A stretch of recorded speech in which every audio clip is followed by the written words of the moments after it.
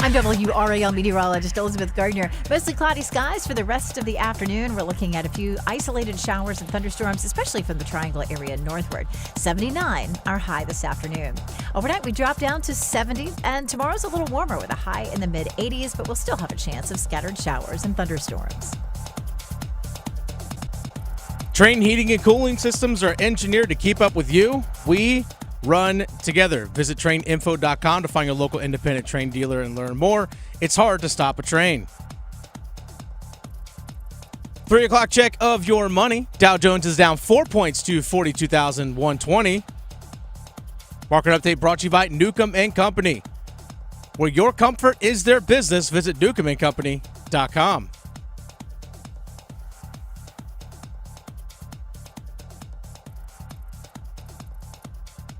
Screen pass, right side, Chuba gets a block, has the 5, Amtrak's into the end zone for a Carolina touchdown. Football's fun again. Here's the snap, pressure off the backside, Dalton floats one, end zone, Deontay Johnson. Andy throwing downfield, Thielen, did he hang on? Touchdown! We don't stink right now. We're the best team right now, right this minute, because of you. The name is Dalton. On Drive with Tim Donnelly on 99.9 The Fan. The Drive with Tim Donnelly, 99.9 The Fan. It is a Tuesday, and the Panthers still won on Sunday, so nothing has changed there. Hasn't been any stat corrections. Hasn't been like a dream that we just all of a sudden we woke up from. Is this Inception? Not a 3-day bender. I'm Tim Donnelly. That voice you just heard, Dennis Cox. He's producing the show. And guess what it becomes? It becomes about doing it again. Oh. The NFL is a what have you done for me lately league, and there's nothing that'll make everybody really forget about last week than going right back to week 1 and week 2 this week. Right? To quote Dennis Cox again, who you just heard, anyone can have a great moment. Mm-hmm. Can you sustain it? And I'm always worried about, I am always worried about Game 2. Because I talk about the one-game bump. You put in Andy Dalton. Andy Dalton's the beloved backup quarterback. Everybody's best friend on the team. He's the guy that gets to, talk in the back of class and razz everybody because he's not the starting quarterback. So then when he gets to become the starting quarterback, everybody loves him. Everybody rallies around him. Everybody plays harder for him. Matter of fact, Adam Thielen will work so hard to catch a pass for Andy Dalton that he pops his hamstring in the process. Now, going into week 2, it's not like rally around this guy. He's the new guy. It's all right. Let's see if we can do it again. And by the way, if you watched Monday Night Football last night, you're going to get an angry Bengals team. Specifically an angry Bengals offense who has people questioning Joe Burrow today, despite the fact that the Bengals offense didn't punt and didn't have any turnovers. The only time they didn't come away with points was a missed field goal. Every other drive they scored, yet now they're putting up with people talking bad about them. They're going to be a little incensed coming into Carolina this weekend on a short week. So how are you going to be ready for that? First of all, let's look at what you learned this past weekend. You learned to stay committed to the run. You learned that 21 carries for one Chuba Hubbard is healthy. You learned to do what you can to make that happen. You learned Michael Jackson, not that Michael Jackson, Michael Jackson, the cornerback, owns the corner spot opposite J.C. Horn. 9 tackles and a key interception.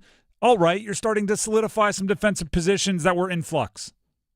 Still some that are also in flux. But Michael Jackson locked down that other corner spot until further notice. You learned Deontay Johnson is your number 1 wide receiver. And that's no disrespect to the other wide receivers that made plays.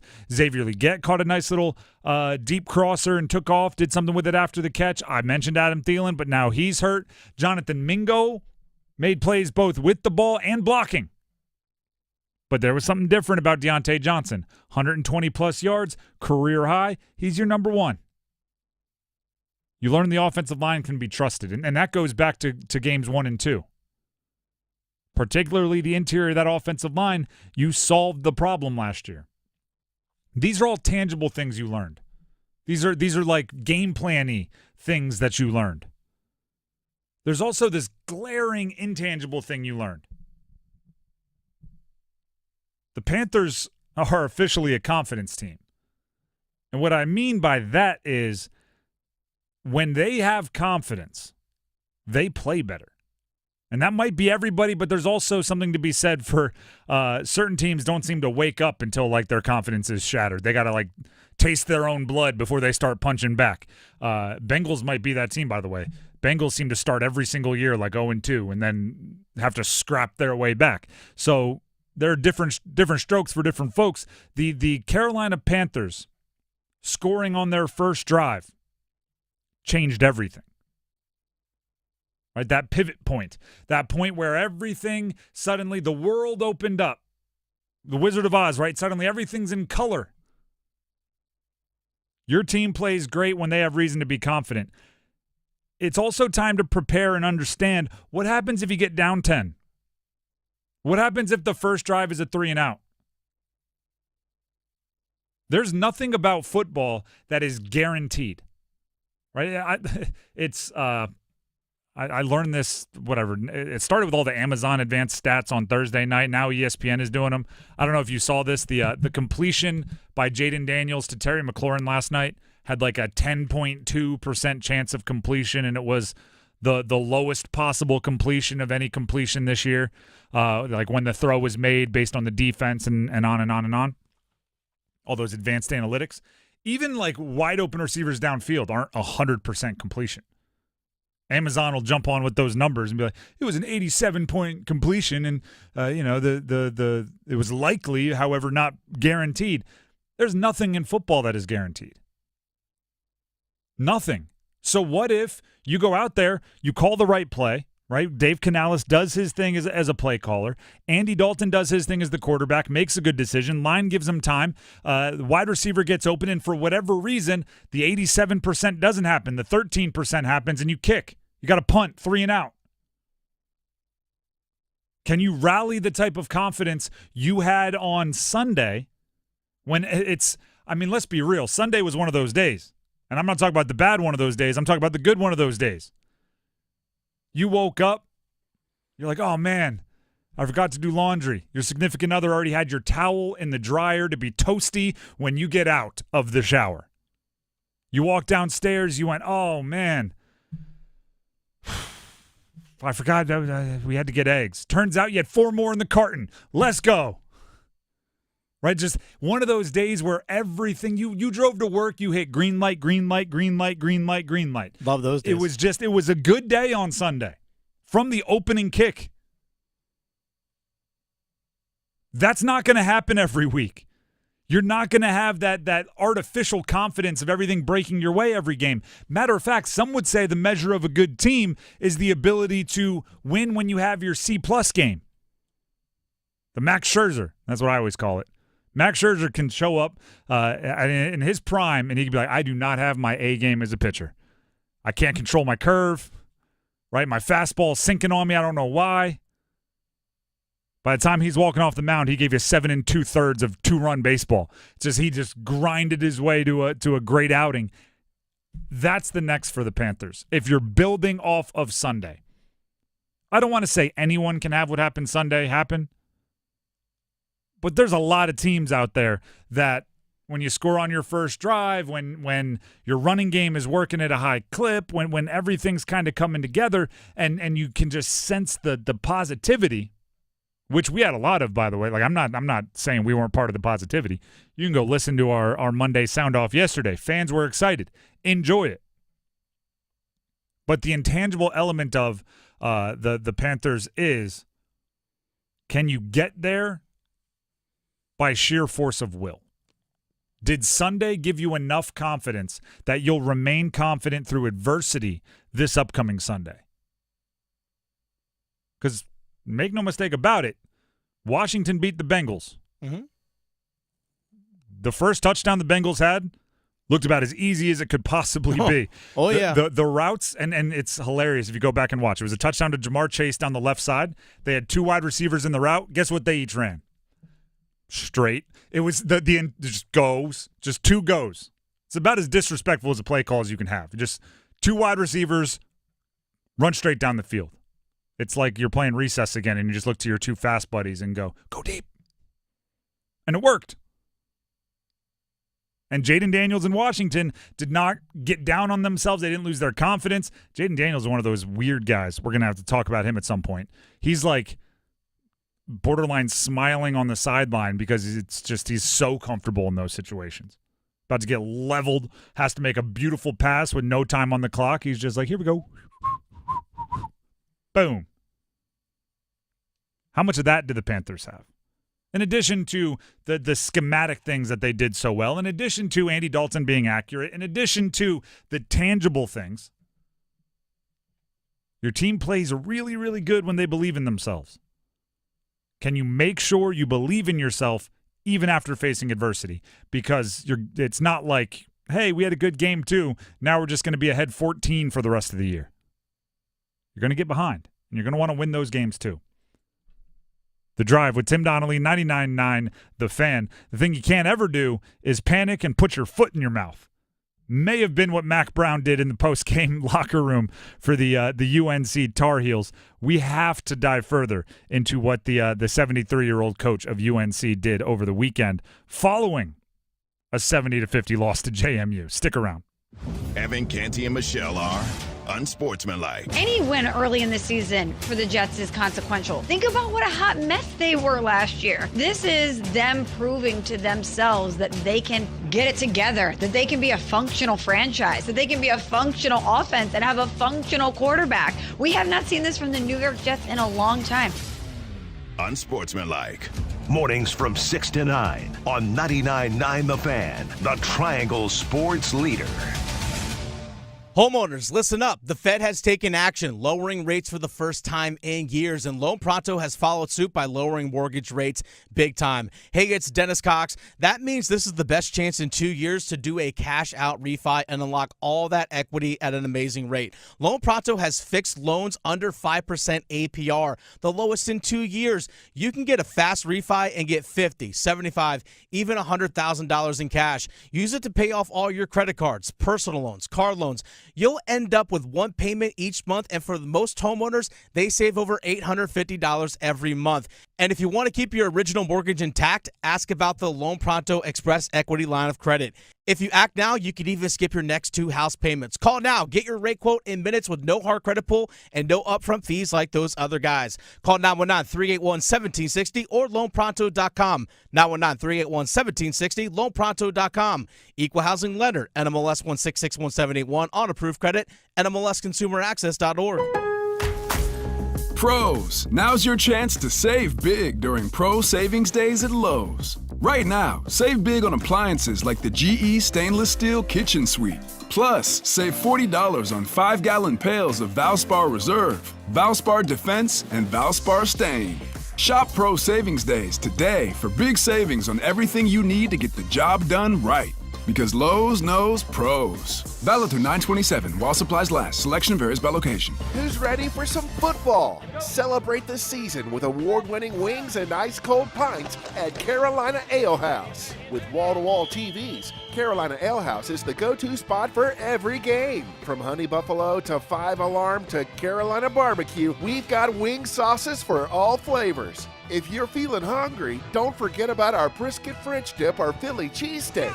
Grab a front row seat, sip on your favorite beer, and watch your squad with us. Carolina Ale House. Ale yeah. Hey friends, Paul Lyhander here for 99.9 The Fan for FanDuel. NFL Week 4 is here, and you can start with a chance for a big win on FanDuel, America's #1 sportsbook.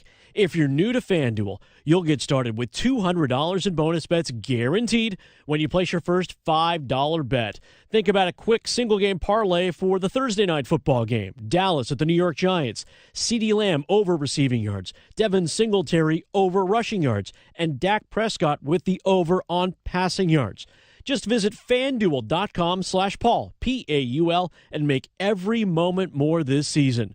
FanDuel, an official sportsbook partner of the NFL. 21 plus and present in North Carolina. First online real money wager only. $5 first deposit required. Bonus issued as non-withdrawable bonus bets, which expire 7 days after receipt. Restrictions apply. See terms at sportsbook.fanduel.com. Gambling problem? Call 877-718-5543 or visit morethanagame.nc.gov. Let's talk about Duke. I mean, what I said is if you all don't feel like I'm the leader you need, then I'll go do something else. And they said, nah, man, we're in. Let's go. It was overwhelming. I wish I hadn't put them in that spot. So, but that's all it was. The Drive with Tim Donnelly, 99.9 The Fan. Those comments you just heard from Mack Brown yesterday, explaining the comments he made in the postgame locker room following UNC's 70-50, that's 7-0-5-0, loss to James Madison. The reports came out that he actually told the team he was walking away, and then his clarification was, no, I said if I'm not the right guy, then I'll go do something else. This is a tale as old as time is what this is. This is letting one mistake cause another one.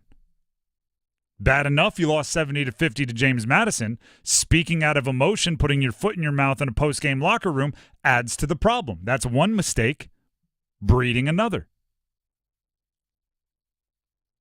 And it was interesting because yesterday we opened up the phone lines, right? It's Monday sound off. And I knew there was going to be some unhappy UNC fans. It's just, you give up 70 to a group of 5 school, comes with the territory. Going to be happy Panther fans, going to be upset UNC fans. We were going to figure it out. There was more calling for his job yesterday than I was anticipating. A lot of angry Tar Heel fans, especially when we had our Monday sound off. Yeah, a lot of aiming it at Mack and saying, it's time. It's time. They even hit him with the qualifiers, right? He seems like a nice guy, seems like a great person, seems like he really loves to coach. I literally cut one guy off when it seems like you're going to be very mean to Mack Brown right after you say all of that, right? The whole no offense, but all right, I never heard somebody compliment me after no offense, so say what you got to say. There's a few things. One, when you're 73 years old and you're a college athletics coach, any sport, you probably shouldn't be the one bringing up the end of your career. You probably shouldn't be because if you bring it up, it makes people think it's on your brain. If it is on your brain, 1 foot out the door is never a way to coach. There are certain professions that are great for like work-life balance. There are certain professions that are fantastic if you want to be able to coast your way down the final few years. Head college football coach is not one of them. You have to live, especially in season, live and breathe and want to win constantly. Here's the part that I think is hard to reconcile, and here's where I think the genesis of all those calls for Mack Brown came from. You have Mack Brown for the experience. That's his appeal. He's been doing this since longer than some of the other coaches have been alive. And that experience is supposed to come with a certain know-how to react, a certain know-how to navigate the treacherous situations, obstacle courses that come with college football. This year, it feels like a lot of the mistakes that we've seen from UNC are ones you'd hope a veteran coach would know how to maneuver. The QB shuffle, which is what I've called it, I don't think has been handled that well. The uncertainty leading into seemingly every game for who's going to be the quarterback is a very tough thing for a team to handle. And so often you see coaches get better at handling that as the years go along. Now, misspeaking with emotion, right, letting your emotions get the better of you in a post-game locker room after a tough loss is something you would expect from a young coach, not from somebody that's been there before. Not from somebody that's both won and lost national championship games. And then there's this other thing with UNC. And this, the North Carolina Tar Heel football program, I think always has had this underlying thing. Since Mack Brown, going back to recent coaches, the Larry Fedoras, I think of North Carolina, the Tar Heels, as a sleeping giant as far as cool factor. And I understand that is the least cool way to possibly say that. Like, I don't pretend to have a ton of swag, okay? When I played, I was the guy that had, like, no wristbands, the team-issued undershirt. Like, there was no, I didn't have a visor on my helmet. Like, I'm a no-swag guy. UNC needs a swag guy. And it seems like that's just been untapped in the Tar Heel world, specifically football world, for a long time. They should be running a high-tempo offense. They should be putting up big stats. They should be recruiting flashy recruits, wide receivers, the quote-unquote divas that would be all over social media with their player-exclusive Jordan sneakers. They should be wearing the coolest gear in college sports. That what's the diamond pattern, the Argyle? That's really cool for a college football program. I mean, it's a staple of like UNC athletics. Seeing the Argyle, it's Carolina blue. It's Jordan. It's something cool. And if you're not leaning into that, and not to say Mack Brown doesn't, but it's just hard to be like, you're the age of these kids' grandparents, and also, rocking one-of-one sneakers. Like, it's I think of UNC as a sleeping giant as far as they should be what Oregon is. They should be what Maryland kind of used to be with Under Armour. They should be immediately identifiable, from coach attitude to play style to uniforms to social media to everything. And it's I've made this reference before, actually, talking about how cool Julius Peppers was. But I went to elementary school in New Jersey, okay? I recall kids wearing Julius Peppers college jerseys to school. Like, it was like we had like Yankee jerseys. We had, Kerry Collins, Tiki Barber, Giants jerseys. We had the Eagles stuff going on in South Jersey. And then we would just have Julius Peppers jerseys walking around. And it was just because he was that cool. The uniform was that cool. The colors were that cool. They matched the sneakers that they wanted to watch. And it just became a thing. And you don't really see that anymore. Ronald Curry was the same way. So some of like we heard people say the game had passed Mack Brown by yesterday by a couple callers, and I'm looking at it going, I don't know. The guy was running a dual quarterback offense with Vince Young like 20 years ago. I think the actual gameplay is one that he can adapt with. There weren't many Vince Youngs back then. There weren't many dudes that big, that strong, that fast that were throwing and running. But I do think there's some untapped something with UNC, and it's I don't want to disrespect Miami here, but it may come across as a little disrespectful. Okay, UNC strikes me as the potential to be like a classier the U. Okay, does that make any sense? No, it makes sense. Like, just maybe not as in your face, brash, like lewd as like if you ever watched the U documentaries, the 30 for 30s, but it should be that cool. It should be that cool. And I don't know if I've ever seen a team look less cool than losing 70-50 to James Madison and then having their coach say, if I'm not the guy, I'm going to go do something else after the game. And I'm not like, he's not the guy. I don't think he is. But imagine Deion Sanders coaching North Carolina. Like I said, I don't think he's the right fit, but imagine he's after that 70-50 game. Like someone that brings that kind of swagger. He's not walking in and saying, if I'm not the guy. He's walking in and saying, we're going to find who's responsible for this. Or I hate to make this comparison because I know everyone's going to get mad. Dave Doran's walking in and saying, hey, every job on that defense is up for debate right now. We gave up 60 to Clemson. Nobody's job is safe. Mack Brown walked in and said, maybe my job isn't safe. And it's like, I don't know. There's something not adding up there. Losing 70-50 to James Madison is bad enough. Compounding that with additional errors is going to have your fan base upset. Rightfully so, it's going to have your fan base upset.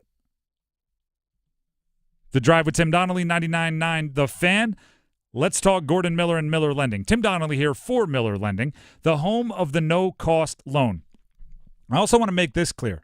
Right, if you read the Wall Street Journal, you probably, especially in the finance section, you probably see Gordon Miller being quoted all the time. He's quoted there maybe more than any other mortgage lender, definitely, at least in my estimation, more than any other mortgage lender from North Carolina. You may think this is some big conglomerate national. No, it's owned right here in Cary. Miller Lending is in the Triangle. You can go talk to them. You can drive to their office. I'll also give you a number here to call in a second. But if you wanted to, you go talk to them face-to-face and have them explain things like their no closing cost loan and how they do it and how it's not just taking the closing costs and bundling them in to other parts of your payment. Like no closing costs means no closing costs. Zero means zero. No third-party fees whatsoever. You can have them explain it to you face-to-face because they're right here in the Triangle. If you're somebody that prioritizes shopping local, well, Cary is local. It's the little things that make you feel comfortable about big decisions, like your mortgage and what many of us have as the biggest investment in our lives, which is our home, is when you can drive over and talk to someone face-to-face, it makes you feel a little bit more comfortable about it. Go ahead and give them a call at 919-447-3377. That's 919-447-3377. Or you can visit them online at millerlending.com. That's millerlending.com. Miller Lending is an equal housing lender, and MLS number 250-2146. We're going to take a break. When we come back, speaking of NC State, there was a Dave Dorn reference in there. Have they just simply set themselves up for a glass ceiling? 8 to 9 games every year, never any more than that. Stick around. Keep pounding. Panther Talk, Panthers Playbook, the Paw Print. Follow your Carolina Panthers all season with us. The snap. Raiders bring a twist. Screen pass. Right side. Chuba gets a block. Has the 5. Amtrak's into the end zone for a Carolina touchdown. Football's fun again. Your home for complete Carolina Panthers coverage. 99.9 The Fan, the Triangle sports leader. Y'all want to hear about the AARP auto insurance program from the Hartford?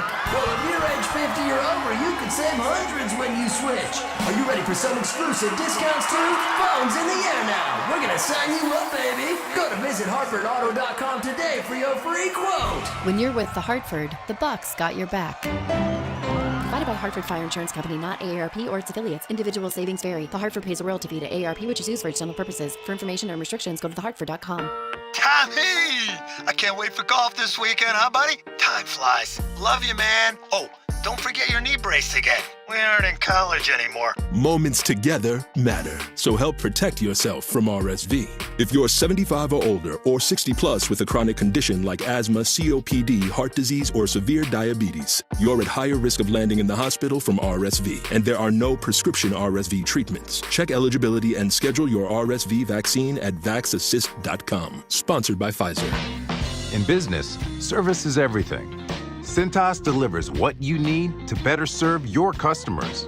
Whether it's freshly laundered work apparel for almost any job imaginable, tested and inspected fire protection systems, first aid and safety supplies, on-site AED training, or mops and restroom products, stocked and ready when you need them. Better workdays happen together. So visit Cintas.com. Oh, I'm ready! And get ready for the workday. Breaking news, and this one is almost unbelievable. Yeah, it's all about new customers at Bet365 because they get $200 in bonus bets when they bet $5. And even better, bonus bets can be used on the spread, totals, and player props. There you have it. Bet $5 to get $200 in bonus bets. And see why. It's never ordinary at Bet365. Gambling problem? Call 1-877-718-5543 or visit morethanagame.nc.gov. Terms and conditions apply. Y'all want to hear about the AARP auto insurance program from the Hartford? Well, if you're age 50 or over, you could save hundreds when you switch. Are you ready for some exclusive discounts too? Phone's in the air now. We're going to sign you up, baby. Go to visithartfordauto.com today for your free quote. When you're with the Hartford, the Bucks got your back. Provided by Hartford Fire Insurance Company, not AARP or its affiliates. Individual savings vary. The Hartford pays a royalty fee to AARP, which is used for external purposes. For information and restrictions, go to thehartford.com. Hi, I'm Marcy Bailey. And at Bailey's Fine Jewelry, we understand your concerns when it comes to buying an engagement ring. Am I paying too much? Am I getting a quality diamond?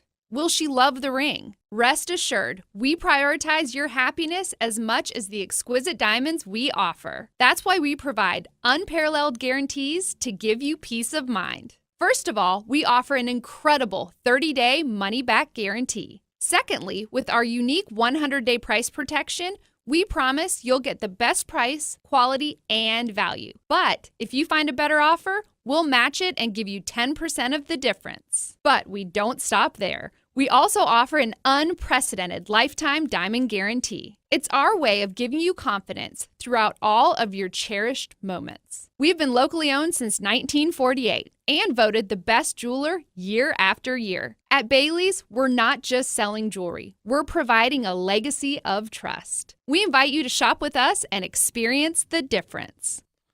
Train heating and cooling systems are engineered to keep up with you. We run together. Visit traininfo.com to find your local independent train dealer. It's hard to stop a train.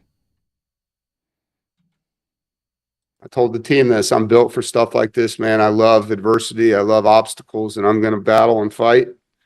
And your team's going to fight. The Drive with Tim Donnelly, 99.9 The Fan. Before we talk NC State Wolfpack, we have some good news. We have hockey on 99.9 The Fan tonight. Let's go. Canes preseason opener. It's not going to be the opening day roster. There's going to be a lot of young guys. There will be some veterans mixed in. Pyotr Kochetkov expected to be in net. Orlov will be playing in the game. A lot of the young guys will be playing in the game. Meaning the young guys, meaning prospects that might legitimately have a shot of playing NHL minutes this year, not just young guys that are going to be in AHL all year. But it's all happening tonight. They are on the road, so there is a radio-only broadcast with Mike Maniscalco and Trip Tracy. 6:30 airtime here on 99.9 The Fan, basically exactly after Overdrive following this show. That's right. Adam Gold's got you at 6:30. Puck drop at 7. Let's go. I'm excited for that. We'll talk about it in a second. Right now, we'll talk about NC State football. I'm going to go back the time machine, this bad boy. Okay. To 3-4 weeks ago. Okay. Now, I host a NC State football podcast with Mike Glennon, my cousin and former NC State quarterback. And one of our preseason episodes was about setting expectations. And I asked Mike, I said, all right, Phil, what's the bottom for success? Like, what is the, hey, if this happens, this is a good season for NC State. Just trying to set expectations, right? Trying to get a feel for it. And his response was 9 wins. 9 wins. If you win 9 games in the with an ACC schedule, you got to be pretty confident with that. Obviously, you'd like more, but 9 wins. One of the more feedback drawing comments we've gotten since I've taken over Pack Therapy. People were not happy. It was no, this year 10 wins minimum. No, this year ACC championship game appearance. After all of this money spent in NIL, after it's time for Dave Doran to blah, blah, blah, blah, blah, blah. We got a lot of that. A lot of it. Through 4 games. Think ACC championship is still everybody's expectation? Think 10 wins is still everybody's expectation? I don't know. I bet you there are some fans out there that have pivoted towards, I hope we get a bowl game. You're 2-2 with 2 pretty horrendous-looking losses, granted to talented teams in Tennessee and Clemson, and 2 pretty horrendous-looking wins, granted maybe to better than expected for their level of play, Western Carolina and Louisiana Tech. Is there simply, and this is one of those questions that State fans are going to ask and ask and ask, is there simply a glass ceiling a for like a dog invisible fence that you can't see but you can't walk through on NC State to be at 8 or 9 wins?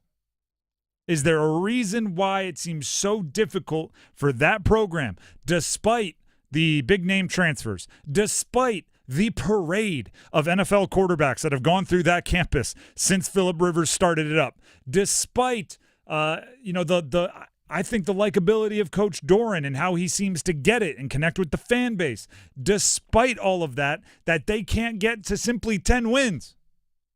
Is that just the lay of the land? Is that just how it's going to be? I refuse to believe it. And by the way, I refuse to believe there are glass ceilings or electric dog fences on any program, because all of that is true until they aren't. Right? It's you know what was a guarantee? Ohio State quarterbacks weren't going to pan out in the NFL. So many of them taken. So many of them drafted. They aren't going to pan out. We've fallen for that before. Oh, it's until guess what happened? C.J. Stroud rolled up there and diced up the entire league as a rookie. Mm-hmm. It's not going to happen until it does. Peyton Manning couldn't win the big one. He was the guy that put up all the stats in the regular season until what? Until he won a Super Bowl. Then all that changed. Now we don't even mention that we used to say that.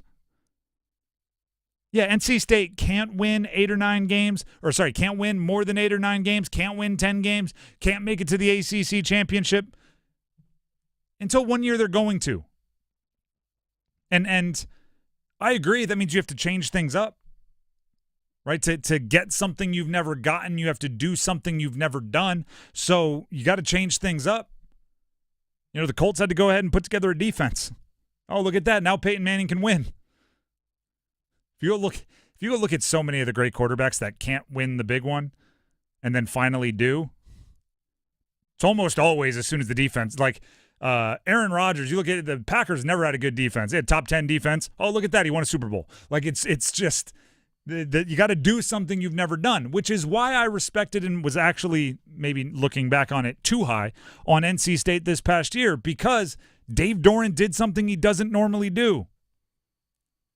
He went out and he fundraised and he won the offseason. He brought in the transfers. Now, turns out they didn't necessarily maybe pick the right transfers, or the chemistry of it all isn't completely pH balanced. Like there's something off, at least that they haven't figured out yet. But that doesn't mean you stop like, oh, guess what? We're just a 9-win team. Now, no, I don't think anyone was wrong in that preseason interaction that I talked about. Right? If I ask Mike Glennon, hey, what's a good season for NC State this year? And he says 9 wins. That's coming from someone he's firsthand seen how difficult it is to win in the ACC. And he knows 9 wins. He's never going to be disappointed in 9 wins. Hate to bring up bad memories, but he's seen like a 400-yard passing, 4-touchdown day get ripped apart by a Gio Bernard punt return. He knows how thin the margin of winning is in the ACC. And fans should go into a season where you bring in a big money NIL quarterback, a big money NIL wide receiver, a big money NIL tight end, a big money NIL running back, a big money NIL offensive lineman. Like they should go into seasons with, no, we're gonna be better than we've ever been. You can disagree with me on this, but I think part of the fan experience, part of having a favorite team, is the bitterness after a season doesn't go your way. It makes the seasons that are awesome feel that much better. Do you think Red Sox fans would be as overjoyed with the 2004 World Series where they came back on the Yankees and they won the whole thing if for 86 years they didn't think, this is our year? If they didn't go through all of the Ted Williams years and all of the Carl Yastrzemski years and all of the Nomar years thinking, hey, this is our year because we got our guy. No, of course, they went in with high expectations. We're going to do it this year. Those darn Yankees, Bucky, Bleep, and Dent. And then in 2004, they finally got over the hump, and guess what all the Red Sox fans got to say? We did it. I knew it was our year. Yeah. I knew it. This one was different. If NC State rallies the troops, wins the next however many, finishes the regular season 10-2, all of those fans should say, I knew it. What they won't say is, I knew it last year, and I knew it the year before, and I knew it Devin Leary's last year, and I knew it Jacoby Brissett's last year, and I knew it when Mike Glennon was here, and I knew it when Russell Wilson was here, and I knew it, and I knew it, and I knew it. NC State, as a program, cares about football enough, invests about football enough, has the support of football enough to win 10 games, to play for a conference championship, to do all of the lofty things that fans want them to do. It's just really hard to do it. It's really hard, and it's really hard to do it the first time. And then it gets easier and easier and easier. And it's, I mean, look at it this way. Now you got to decide on your quarterback. That they do. Did C.J. Bailey, the true freshman against Clemson, in one of the most brutal losses you could imagine, was he enough of a silver lining? Did he do enough to remain the starter if and when Grayson McCall returns from injury and is cleared? It's a big decision. It's a big decision. But I actually think it's a big decision that you can't take up too much of your time because you have other bigger fish to fry. Dave Doran spoke to the media, said every position group on defense has to be scrutinized. That audio coming your way on defense, yeah, every position group. I mean, it's a team game. You know, they all got to play better. It always starts up front, you know, the defensive line getting knocked back and when they're on the edge, being on the edge where they're supposed to be. Linebackers need to communicate better to the front. I thought we tackled really poorly at different positions throughout the game. Can definitely play better at strong safety and nickel. There's a lot of competition that's going to be on that defensive field this week. A lot. Not just defense. I think offensive line should be looked at. I think running back should be looked at. I think obviously that committee is going to stay the same with Waters and Smothers and Raphael. But how do you divide up those touches, I think, should be looked at. The quarterback is going to be under a spotlight because it's the quarterback. And because it's like there's two just stark differences. Right, are you going to take the veteran transfer, sixth-year guy, or are you going to take the true freshman that's been on campus for a handful of months? Like, it's so different. They represent such different things. But honestly, CJ Bailey and Grayson McCall, I don't think have been the biggest problem for the team thus far. They've had their hand in it, but I don't think they've been the biggest problem. That position hasn't been the biggest problem, and I don't think there are guys that are going to become, either of them, are going to become game winners in a week. C.J. Bailey might one day become the dude that can, you know, drive the team and hop on my shoulders, I'll carry us to victory. And Grayson McCall probably was that back in 2021 at Coastal. But they aren't right now. The running game needs to be fixed. The defense needs to be fixed in a lot of ways, particularly the front seven and, you know, probably the back two levels as well. There's things that need to be fixed on defense after that game. Tons of holes out there. Casey Concepcion needs to get back, whether it's play calling or execution, to impacting games with dynamic plays. The guy's becoming the king of the 8-touch, 25-yard game. Yeah, they need to stretch the field in some way, shape, or form. I feel like everything's underneath. We've heard that before. Yeah, I thought about saying, am I describing the Panthers? Panthers week 1, week 2. The vibe needs to change, to be honest. The little things that, like Anthony Belton spitting on a guy, now he's not going to start the next game. Yeah. All of that just adds up. Like I'm not going to dodge the question. Who should start, C.J. Bailey or Grayson McCall? I would probably start the young guy, especially if McCall isn't back at practice in full, like the first practice of this week. If he's limited or if he's, hey, maybe on Thursday I'll get some reps in. I think you start the young guy. I think you roll with them. But to be honest with you, other things would be my priority number one as a head coach. And the irony is I'd look to Robert Anae, the offensive coordinator, and say, all right, figure out who's going to be your quarterback, but also figure out how your scheme is going to change. You like look at them and look at you. There's reflection happening in every direction right now. What's your identity? That's my big question. Is like, what is your identity as a team in terms, especially on offense? What are you? Are you like, all right, we're like a quick get the ball out, quick hitter type team, just kind of nickel and dime our way downfield? Are you a stretch the ball down the field in terms of like, hey, we're going vertical? Are you a run heavy team? Are you a power run team? What are you? That's the thing. Like, you have a collection of talent, but you don't know what it is. And I would have a 2-question interview for my offensive coordinator if I were Dave Dorn. Mm-hmm. Robert and I, one of them would be exactly what you said. What is our offense? Are we all the things you said? Are we a run first, open up the pass? Are we a short passing game? Are we this? Are we RPO? Like, what are we? And then when they answer that, I'll go, okay, now is that what's best for our personnel? Mm-hmm. Because a part of me is looking at this and going, Jordan Waters doesn't seem to be in a scheme that is accentuating his best attributes. Casey Concepcion, even last year, was catching balls running across the field. He was catching balls over the shoulder. He was allowing it to stretch the field vertically, or at least in the intermediate. Now it seems like everything's a screen pass. Everything's a catch and release, a smoke screen, as I call them. Is it what's best for our personnel? Because that's what Robert Anae's calling card is.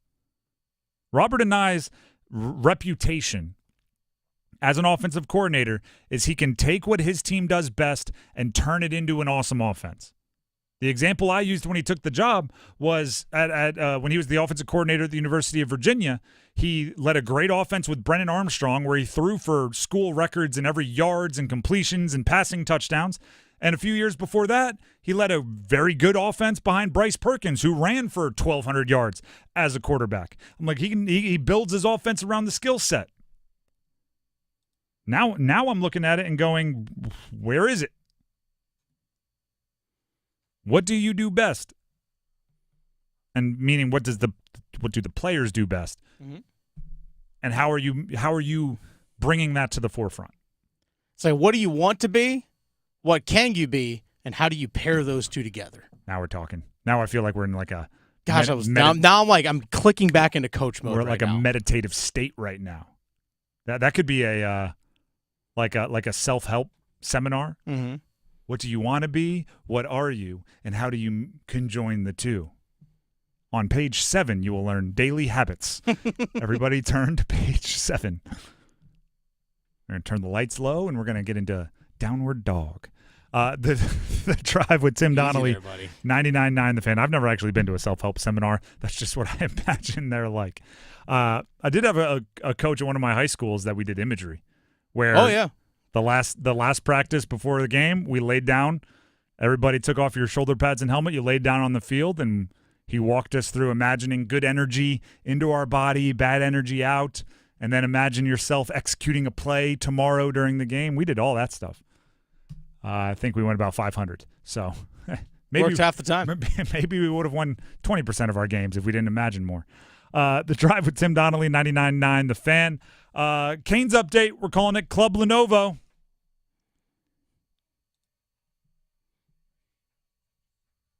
Even though they're on the road, Canes preseason game 1 tonight. You can hear it right here on 99.9 The Fan. Pre-game with Adam Gold, 6:30. Mike Maniscalco, Trip Tracy on the radio-only broadcast during the game. Can I say, do you know what I'm excited about? What's that? Talking about hockey. And I'm not prognosticating. Right? There's a great point when you play the first preseason game when you finally get to talk about actions rather than thoughts. Who's going to be this line? Who plays well together?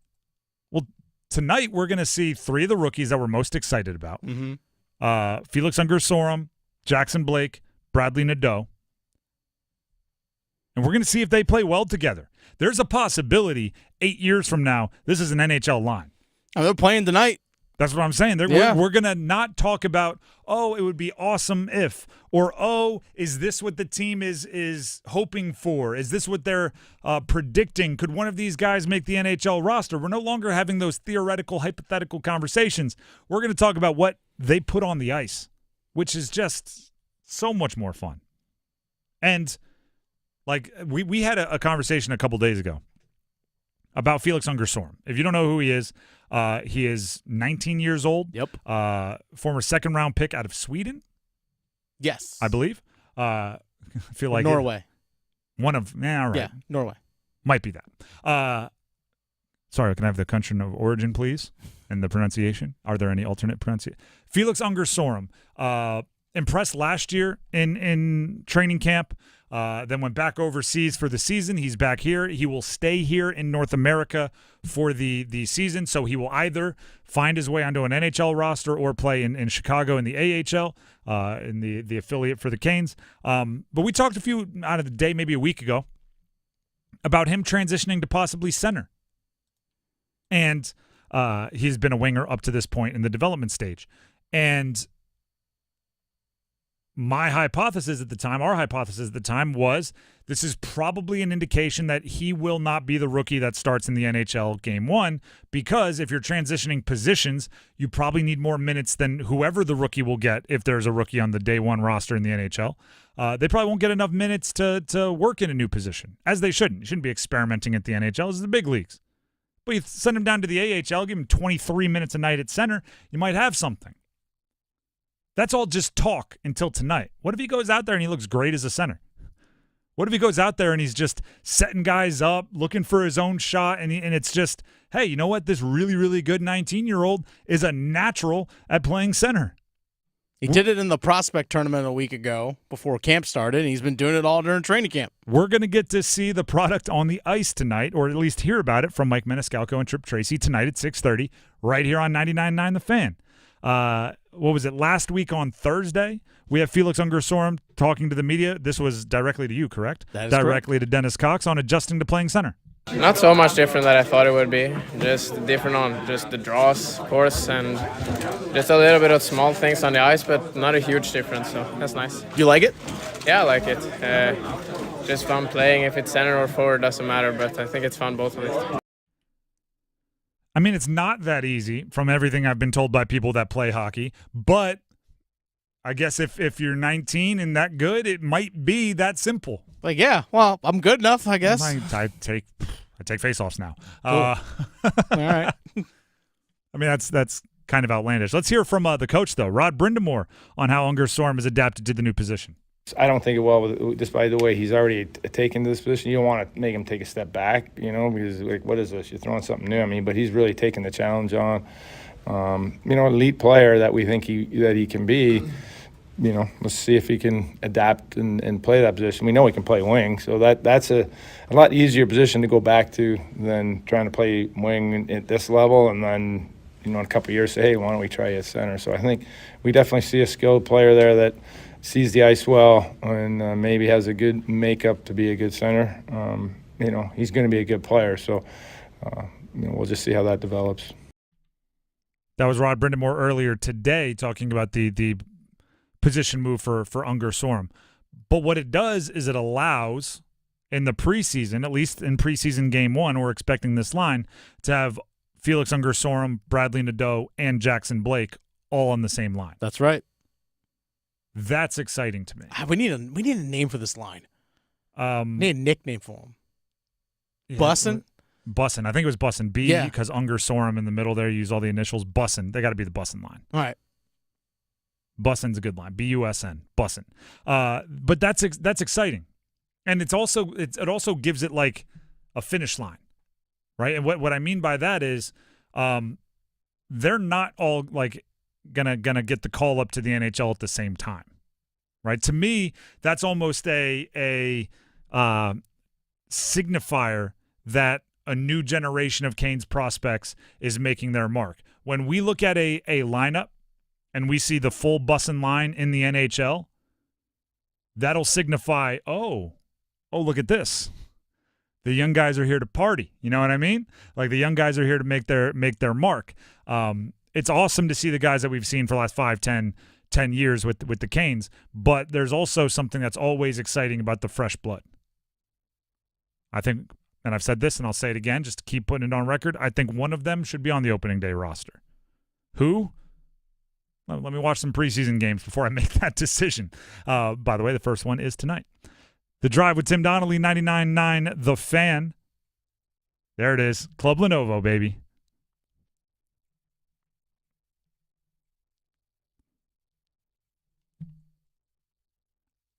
It's Russian pop music, I believe.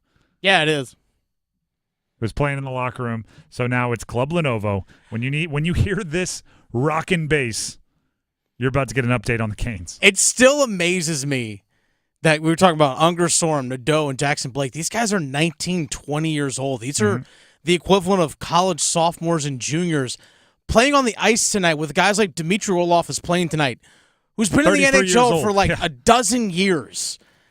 And you know these young guys watch them play, and it's like, oh, now I get to be on the ice with them. Mind-blowing. Yep. Do you think they'll mention it as often as have you watched any Jets games this year? No. The announcers, it's the new I don't know if you've heard Ryan Fitzpatrick went to Harvard. How they just say it over and over and over again. The new one is Aaron Rodgers is 40 and Braylon Allen, the running back for the Jets, is 20. Yep. And they just say it over and over and over again.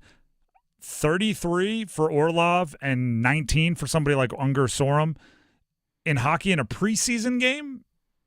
I mean, that might be as dramatic as a quarterback being 40 and a running back being 20. These kids were in elementary school when Dmitry Orlov was playing in the NHL.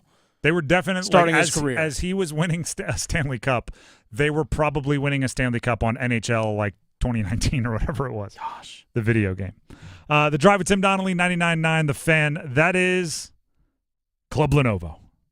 When we come back, football at 4 with this question. What in the heck is Bryce Young's trade value right now? Stick around. We're kicking it this fall with college football. Join 99.9 The Fan all season long and catch your favorite teams in action. The ACC, the SEC, and every conference that matters. You'll find the best matchups here. Jordan Moore delivers, and the Blue Devils have the lead. College football on 99.9 The Fan is brought to you by Wilkinson Chevrolet Cadillac Buick GMC in Sanford and by Amedios. It's bow time. It's not just football season. It's tailgate season. And that includes every kind of football, whether it's got goalkeepers or goalposts. The kick is good! Because it doesn't matter where or how you tailgate. When you've got crispy chicken and fluffy buttermilk biscuits from Bojangles, your tailgate is better than great. It's legendary. Head to Bojangles and order your tailgate box with boldly seasoned chicken, fixins, biscuits, and legendary iced tea today. It's bow time. Planning a tailgate? Then it's bow time. Bojangles has everything you need for the perfect tailgate, no matter how many fans you're trying to feed. There's the original tailgate, the super tailgate, and for a really big crowd, the jumbo tailgate special. And if you like your chicken off the bone, choose the Supreme's tailgate special that includes 12 perfectly seasoned tenderloin fillets. So grab the tickets, get that Bojangles tailgate special, and go. It's bow time. Connection, opportunity, possibility. It's what we all want.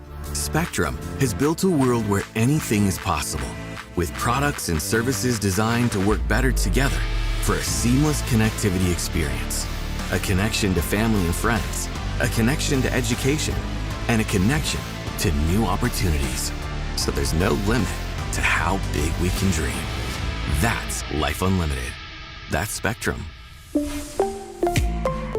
Here's Brandon with Parkway Sleep Centers. Tired of waiting for a sleep treatment? At other sleep centers, it can take 6 to 8 months just to get an appointment and cost you thousands more. Not Parkway Sleep Health Centers. We schedule you within weeks and we'll save you money too.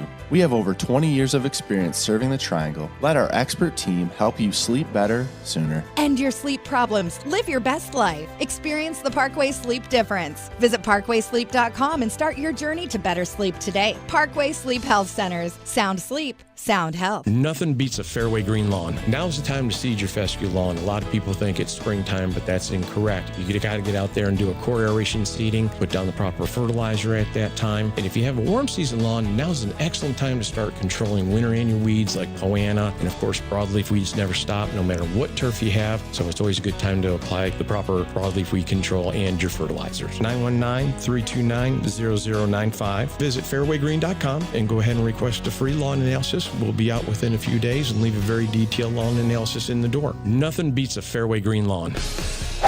This hour of the Triangle Sports Leader is powered by Ritchie Law Firm, North Carolina's injury lawyers. Visit GotBryan.com. That's GotBryan.com. WCMC HD1 Holly Springs. Take us with you on radio, web, app, Alexa, and YouTube. 99.9 The Fan, the Triangle Sports Leader. I'm WRAL meteorologist Elizabeth Gardner. You might need that raincoat or umbrella on and off this afternoon. We're going to see some scattered showers and thunderstorms, especially from the Triangle area northward. A high of 79. Down to 70 overnight tonight, so it stays warm and muggy. And we'll have another warm day tomorrow with highs in the mid-80s with variably cloudy skies and another chance of showers and storms. Weather update brought to you by Newcomb & Company, where your comfort is their business. Visit newcombandcompany.com. 4 o'clock check of your money. Dow Jones is up 83 points today to 42,208. Market update brought to you by The Good Feet Store. Ready to step into a healthy and active lifestyle? Come to The Good Feet Store and experience the difference. Discover how a simple step can lead to a life of pain-free possibilities.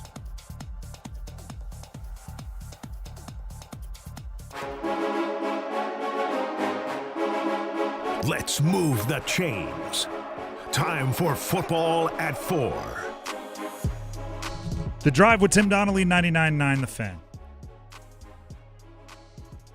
Obviously, Sunday was about Andy Dalton and him playing well and him unlocking the offense and the Panthers winning, and it's about the guys on the field. It was also a little bit about Bryce Young. For better or worse. But it's professional sports, so you open yourself up to the praise and the scrutiny that comes with it. After that Week 3 game, I do believe that any shred of confidence that Bryce Young had maintained was probably shattered about halfway through the first quarter on Sunday. It's like, oh, they are better without me. Like, was I the problem? Yeah. It's like Was seeing I? your ex happy. It's like, oh. It's one of those things that you never say. Team sport, you never say it. But that game stunk for Bryce Young. That post-game locker room when everyone was jumping around and happy and dancing, that stunk for Bryce Young. Watching everyone jump on Andy Dalton when he walked into the locker room, that stunk for Bryce Young. Now, you never say it, and he's a professional, so he'll put on the happy face, and he'll be team first, team always, team only when anyone talks to him. But I guarantee you, it's not fun to see yourself get benched and have the team get a billion times better. And that's just a little bit of par for the course. Yeah, you want your team to win, don't get me wrong, because your best friends are on the team and you hang out with them and you saw them work hard. But you want them to win despite the fact that the guy replaced you played terrible. You wanted Andy Dalton to throw 4 picks so you could be like, see, it wasn't me. And then have the defense score 4 touchdowns, your own defense score 4 touchdowns and win by 1 and be like, all right, yeah, good job, guys. Wasn't me, though.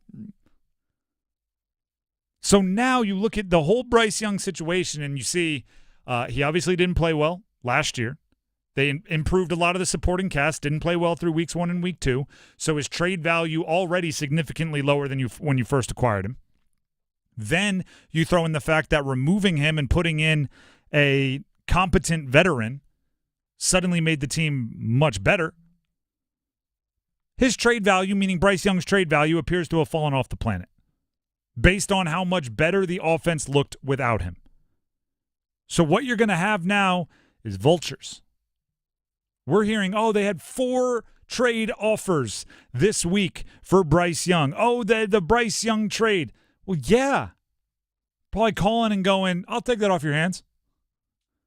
What do you think, a 2026 seventh rounder? That'll just make it cleaner for you, wouldn't it? Wouldn't it just, baby, I'll do this for you. Hey, ham sandwich, I'll let you pick the bread. Yeah, exactly. What do you want? I mean, I don't have full loaves. You're going to have the little nubby end. But, hey, I'll give you the hand sandwich. You want chips? I got chips, too. Adam Schefter, obviously the NFL insider for ESPN, on teams expecting Bryce Young to eventually be traded.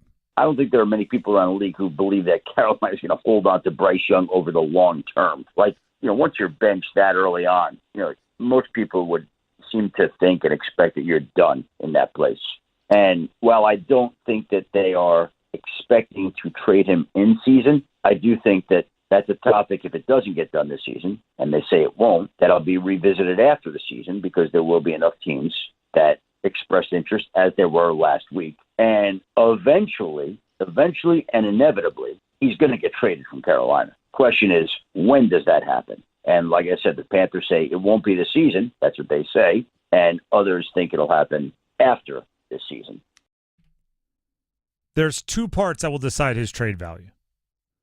One is how high other teams were on him coming out of the draft. We heard going into the draft, the consensus was he was a top 2 pick, right? And I would say the majority, even though everybody's going to go back and say, I didn't actually say that, the majority had him as the number 1 player in the draft.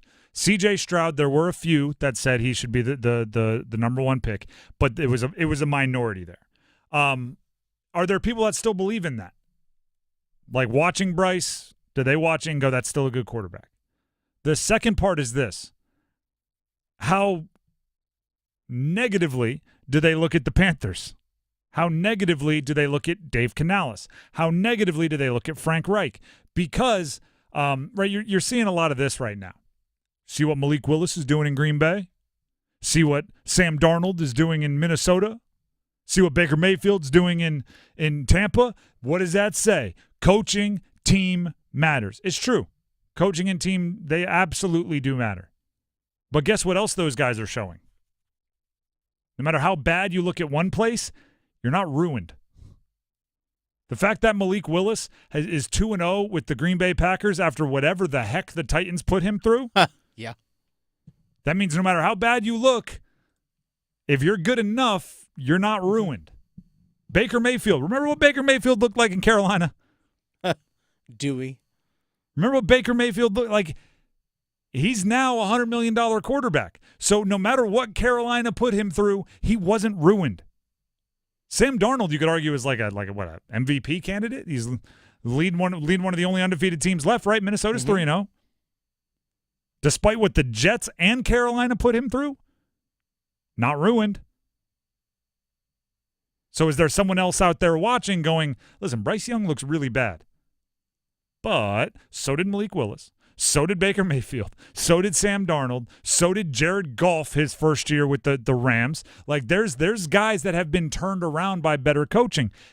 So what you need right now, if you're the Carolina Panthers, you need Dan Morgan to call up his most cocky, arrogant, confident counterpart in the NFL.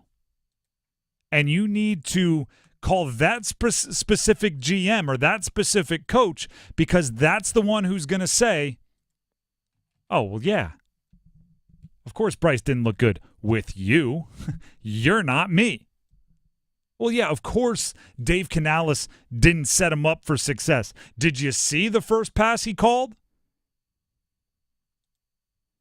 By the way, the first pass, the interception that everybody got really upset about with Bryce Young, I'm not excusing it. Bad pass. He's overthrowing stuff over the middle. Anything high over the middle, you're just going to throw it right into the breadbasket of a safety. But he was under center. Bryce Young's 5'10". You're going to bring him closer to the line of scrimmage rather than put him in the shotgun? It was play action, which means he had to turn and take his eyes off the defense completely. After watching all of his year one as a starter, why in the world would you say, you know what? You're only going to have 3 seconds to take this read. Let's take the first second and have you staring at the belly of a running back. Then he had to throw a deep crossing route where he had a dig on one side and a post on the other, and it's not a set-up play to be successful. Then he throws the interception. Again, bad throw, can happen. You're an NFL quarterback. But that's the little snowball that starts everything downhill that eventually turned into an avalanche. If there's another coach out there watching, they're probably going, you know what I would have given him first play? Handoff. You know what I would have given him second play? Quick game hitch. Quick out. Tight end seated 5 yards in front of his face right over the center. Would have told him to throw it there. Just because Andy Dalton looked good doesn't mean there's not some GM out there thinking, we could get a former number 1 overall pick on the cheap. And even if it's more than a ham sandwich, it's still a number 1 overall pick 18 games later with a significant discount. And by the way, the Panthers would take a significant discount. They would take anything above bargain basement prices. They'll give you the dented can special because they're the ones that dropped the can. Liquidation sale. Exactly. Everything must go. Everything must go. Actually, just this guy. But everybody else played well on Sunday. And by the way, I said this yesterday, but I want to say it again. Give Dave Canales credit. The first pass with Andy Dalton was not play action under center, turnaround. It was a speed out. So he's a first coach, right? For a first-time head coach, just second year as a play caller. He learned, which is good. But I do think there's somebody out there saying, yeah, they just mishandled him. Let us love up on him for a year. Then toss him into the lion's den. The Drive with Tim Donnelly, 99.9 The Fan. Tim Donnelly here for Window Nation. Listen, you're probably like me. So many of us are. And what I mean by that is you notice something. Actually, speaking of windows, the wipers are like this for me. The windshield wipers. When it rains and my wipers need to be replaced, I go, oh, man, I got to replace the wipers. Then I pull into my driveway, I park, and I completely forget about my wipers needing to be replaced until it's raining again, and I turn it on, and then it streaks, and I'm like, oh, man, I need to replace these. Don't let your house windows be the same, right? There's going to be a day coming up here in the fall when it gets really cold, and you're going to turn on your heat, and you're going to go, man, these old windows, I'm losing all this money out of my electric bill, out of your energy bill, which, by the way, you might not even realize till you get your energy bill. And you look at it and you go, oh, I need to replace my windows. That'll get this way lower. And then you put it off to the side and you pay the bill. And then the next month, oh, man, right, I need to do this.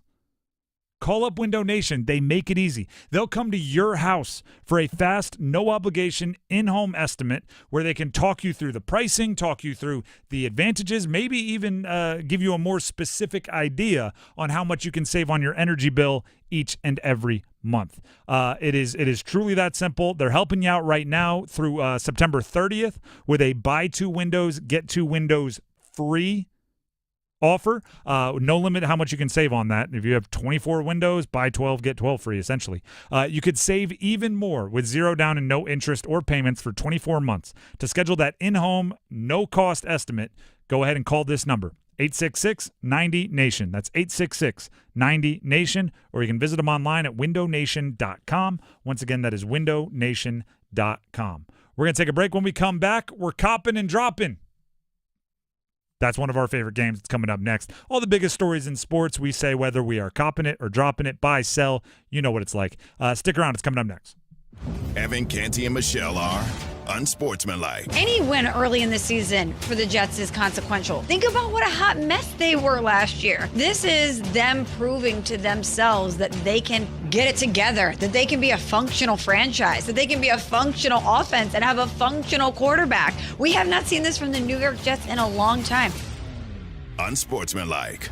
Mornings from 6 to 9 on 99.9 The Fan, the Triangle Sports Leader. Just when you thought the world's largest beer garden couldn't get any better, it's game on at the Raleigh Beer Garden. Hop Shots Mini Golf, their new 18-hole miniature golf course, is now open to all ages. Putt away and enjoy foosball, ping pong, and cornhole, plus all the mouth-watering food and refreshing beverages you already love at the Raleigh Beer Garden. Compete with friends, family, celebrate a special occasion, or have your next event at Hop Shots Mini Golf at the Raleigh Beer Garden. 614 Glenwood Avenue. At WakeMed MyCare 365, we provide walk-in primary care every day of the year at the same place where we provide walk-in urgent care. So walk in or make an appointment for a checkup, physical, chronic condition, referral, you name it. Learn more about MyCare 365 at wakemed.org. On foot or by appointment, you'll walk in for the highest quality primary care and waltz out good to go. Homeowners, listen up. The Fed has taken action, lowering rates for the first time in years, and Loan Pronto has followed suit by lowering mortgage rates big time. Hey, it's Dennis Cox for Loan Pronto. Loan Pronto just locked in a homeowner at 4.59% APR, the lowest in 2 years. Whether you got your loan last month or last year, it's time to call Loan Pronto and dump that high-rate loan. You can lock in a lower rate with virtually no paperwork and usually no appraisal. There's no limit on how many times you can refi, so get started. Even if you're in process with another lender, give Loan Pronto a call. If you act now, you can even skip your next 2 house payments. Purchase loans available as well, so call now. Get your rate quote in minutes with no hard credit pull and no upfront fees like those other guys. Call 919-381-1760 or loanpronto.com. 919-381-1760, loanpronto.com. Equal housing lender, NMLS 1661781, on approved credit, NMLSconsumeraccess.org. Progressive knows finding your new home was a dream come true. You wanted it close to town, with a picture window overlooking a yard. And you found it. Now, when you sit down to dinner, you've got front row seats too. Your neighbor's daily pickleball game. Progressive can't save you from your noisy neighbors, but we can save you money when you bundle your home and auto with us. Get a quote at Progressive.com. Progressive Casualty Insurance Company, affiliates, and other insurers not available in all states. Everywhere you look, things are getting more expensive. So at Consumer Cellular, we're lowering the price for those 50 and up. Now you can get unlimited talk, text, and data for $30 a line when you buy 2. That's just $60 a month for 2 unlimited lines. So if you're 50 and up, make the switch and save. Come on, you've earned this. Call 1-888-FREEDOM or visit consumercellular.com today. Requires 2 lines of service, age validation, and credit approval, subject to system and area limits, taxes, and other fees apply.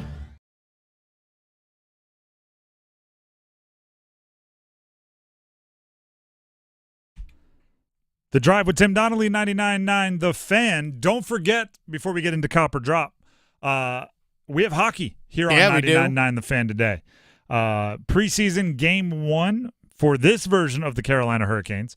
Won't be many of the veterans out there, but Orlov, Kochetkov, and a bunch of the young guys will be playing. Kokeniemi. The pregame starts at 6:30 here on 99.9 The Fan with Adam Gold. Mike Maniscalco, Trip Tracy, and the broadcast crew will take over from there up to and through game time. It is a radio-only broadcast, so catch it right here on 99.9 The Fan. With that being said, let's jump into Cop or Drop. Dennis, what do you got? All right, let's go. Build right off of that. Carolina Hurricanes. Pyotr Kochetkov is going to get the start in net tonight. Cop or Drop. Pyotr Kochetkov will start more games than Freddie Anderson this season. Cop or drop? I'm copping for a few reasons. Okay. One, I think it should be his net.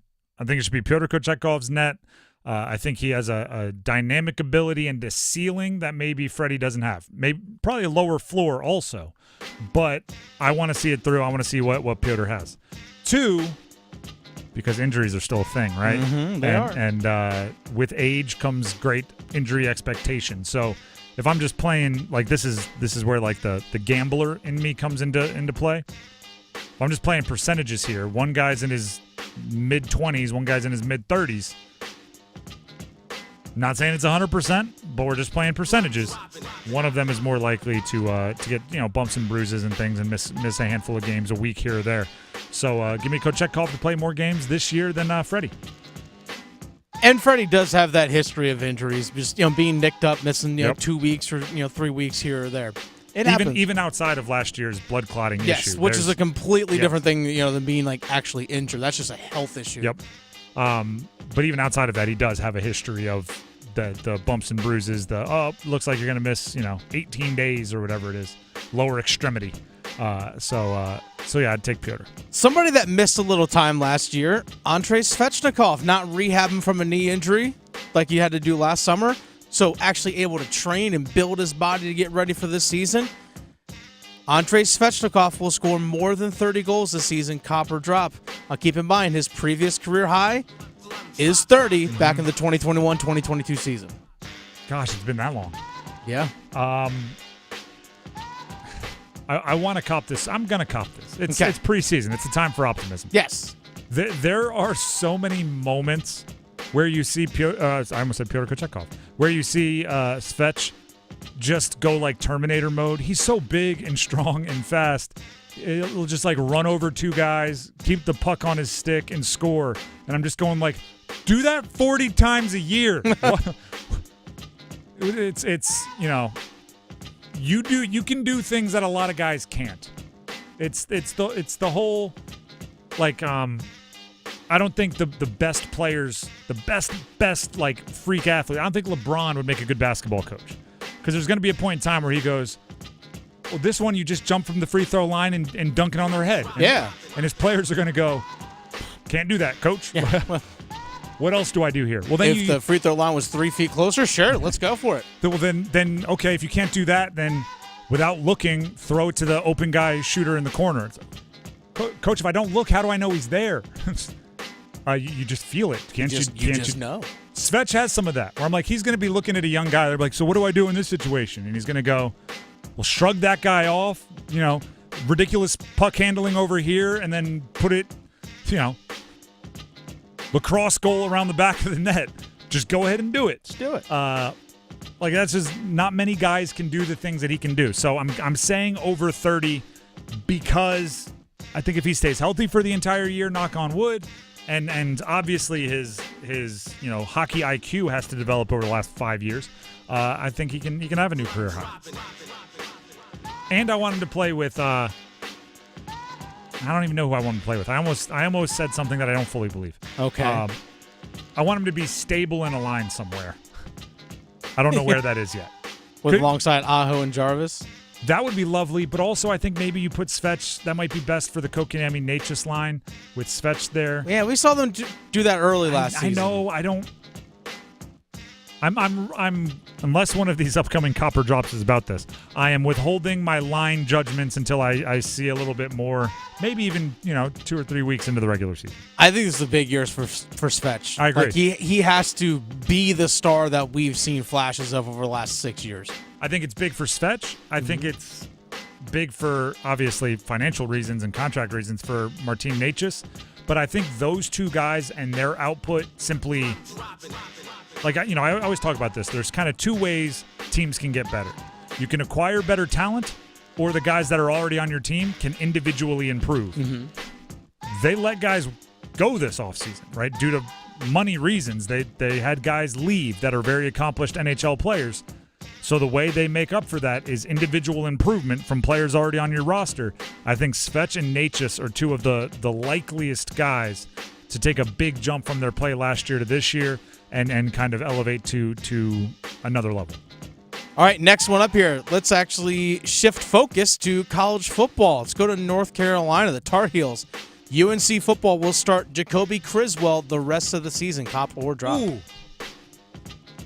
I thought you were just going for this week, and I was like, of course, he threw for 900 yards. I'll throw the caveat on there, not because of injury. Okay. So, if Jacoby Criswell gets hurt, then obviously Connor Harrell's going to go in. But I'm talking they're going to make the conscious decision to start him the rest of the year, barring injury. Yes, I'm saying Criswell will start. Is that cop or drop? That'd be copping. So as long as he stays healthy, I think Criswell is the guy. I mean, I don't like the uncertainty they've had at quarterback already. Going back to the preseason competition that went all the way up to game time, at least publicly, between Max Johnson and Connor Harrell. Since then, it's gotten even murkier. So they can't continue to play the oopsie, back to you. Oh, my bad, back to you. Oh, nope, your turn. To me, it's Criswell. It's Criswell. The only chance I could see is if this season really goes haywire. Like, I don't expect it to go as haywire, like really turn sideways. Maybe you give the younger guy the reps just because he's the one with eligibility, more of it, and all that kind of stuff. But as long as you're still fighting for, bowl games and things like that, I think you keep it rolling with Criswell after he hit it. It's weird to say, you lost 70-50, but the offense had a decent day. Criswell had some production, so yeah, I think you stay with him. All right, let's go to NC State. CJ Bailey will start 2 more games this season for the Wolfpack. Cop or drop? I'm copping that as well. Okay. I think he looked good against Clemson. The hard part is the best you could possibly hope for in that situation for CJ Bailey is you tell him before he goes out there, hey, man, let it rip, make some plays. Just don't lose it for us. You don't say that, but that's kind of what you're thinking, right? Like, we're going to need other guys to step up and make plays around you. We just need you to be as steady as you can possibly be. And he did that. He did make some plays. He was one of the only bright spots in a game of for NC State. So I think that earns a couple more starts this year. And then on top of that, and this is where it gets kind of gross and hairy in college football now, you want him to stay, don't you? That you do. You don't want him to bounce, and you don't want him to take the highest bidder in the transfer portal. Hey, I didn't metaphorically wet the bed against Clemson. How much does that get me in the SEC? Like, you don't want him to do that, so you gotta keep dangling the carrot, keep giving him a taste. I also wonder as well, because assuming he plays this coming Saturday, that's going to be his 4th game. If he plays in any more games after that, no red shirt. And I've gone back and forth on that as a whole bunch. Again, with the transfer portal, sometimes it feels like you just be preserving your eligibility for some other team. Yeah. It's so rare that a quarterback especially stays all 4 or 5 years at the same school. I don't know if and I don't know. And if he really works out, then he's leaving for pros earlier anyway. It's like, you really have to look at college football, college sports. It's a basketball thing as well. In like this year, it is a 1-year mechanism. When coaches used to look at it as a 3 or 4 year rolling kind of identity, it's just not that way anymore. And I don't know if it's for better or worse, but it's just not the way it used to be. All right, next one up here on Cop or Drop. Let's go a little Carolina Panthers. Cop or Drop, 75% of Bank of America Stadium will be full on Sunday. Cop or Drop? I want to know how many people, and if you did this hilariously and you're willing to admit, let us know. I want to see how many people played the stock market bad. Yeah. So after week 2, maybe sold their Bengals tickets for $5, and then after week 3 tried to buy back their tickets for $35. Or did it in reverse, bought them really low. Hey, now I can flip them. Yeah, I mean that's possible as well, because we've seen the tickets fluctuate like that. I think there's a new enthusiasm. I think because prices got so low, people were jumping on it as just like a cool thing to do. Like, hey, it's not going to cost much. It's like the minor league baseball thing, right? It's like, hey, you can get general admission for $7. It's a solid way to spend an afternoon. Love it. I think I'll go 75. We're talking at any one point in time, right? Not the entire game. Yeah, just halfway when through it's the at first its quarter, fullest. halfway through the first quarter. I always say, start of the second quarter. Yeah. I'll go because people matriculate in late. I'll go 75. All right. Final one here.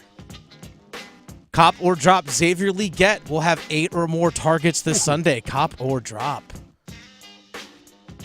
Can I nerd out real quick? Sure. Okay, so obviously this is a question that leans into Adam Thielen's injury. Adam Thielen placed on injured reserve today. Hammy. So he's out at least the next 4 games. Yep. Logic would say, right, Xavier Legette would have a good chance of taking over those reps. Receiver in the NFL is different than running back in the NFL. and this is because I'm a fantasy football degenerate and I study these types of things. There is a handcuff, what they call it in fantasy, for running backs. If Christian McCaffrey gets hurt, oftentimes almost all of those touches goes to whoever's backing up Christian McCaffrey, which is why Jordan Mason has had such a strong run as the backup running back for San Francisco. That's how running back works. Wide receiver doesn't work that way. If your number one wide receiver gets hurt, it's not like, hey, guess what? Our number two wide receiver now gets all of his targets. If let me pick a good example here. If Justin Jefferson got hurt for Minnesota, you wouldn't go, you know who's going to have 100-plus yards receiving? Jordan Addison or KJ Osborne or whoever it is. It would be Jordan Addison's going to get 2 more targets. KJ Osborne's going to get 2 more targets. Whoever's out of the backfield for them is going to get 2 more targets. Their tight end is going to get 2 more targets. It really spreads out. So I think Xavier Legette's role will grow. I don't see 8 targets. 5 or 6 maybe. Okay. Because what did he have? 2 or 3? He had 2 catches, maybe 3 or 4 targets over the weekend, maybe 3 targets. I'll go back and look here real fast. I could see him adding 2 or 3. I could see Deontay Johnson adding 2 or 3, maybe more. I could see Jonathan Mingo getting his hands on the ball 2 or 3 more times. Hopefully somebody like Jatavian Sanders gets more of an opportunity. When it comes to pass catchers, it's not this guy leaves, so this guy now is him in the offense. That's how it is for running backs. That's how it is for quarterbacks. That's how it is for offensive linemen. Right? It's not like, hey, our left tackle got hurt, so now every other offensive lineman is going to take 4 more reps.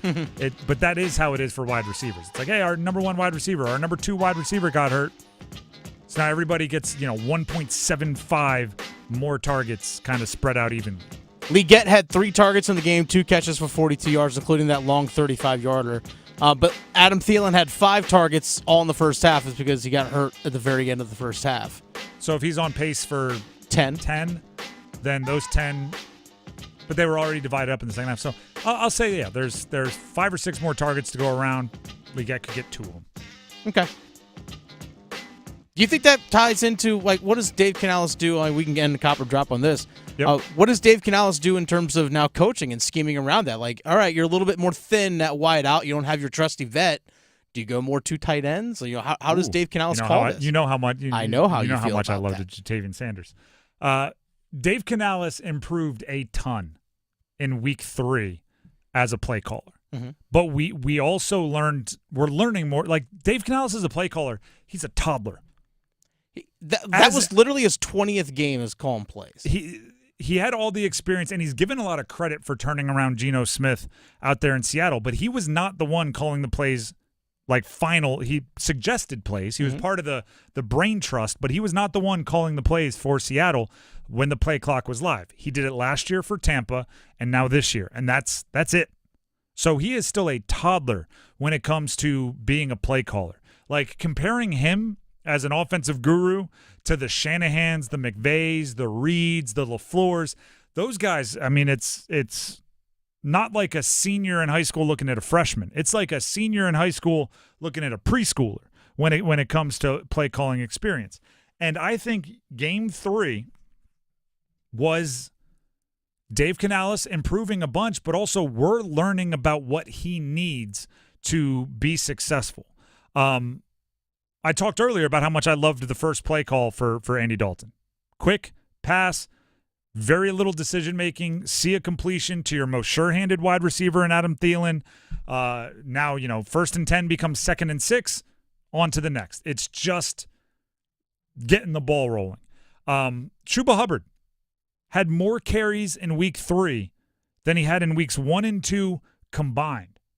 The first drive, that touchdown drive that everybody loves so much, everybody gave all the credit to Andy Dalton.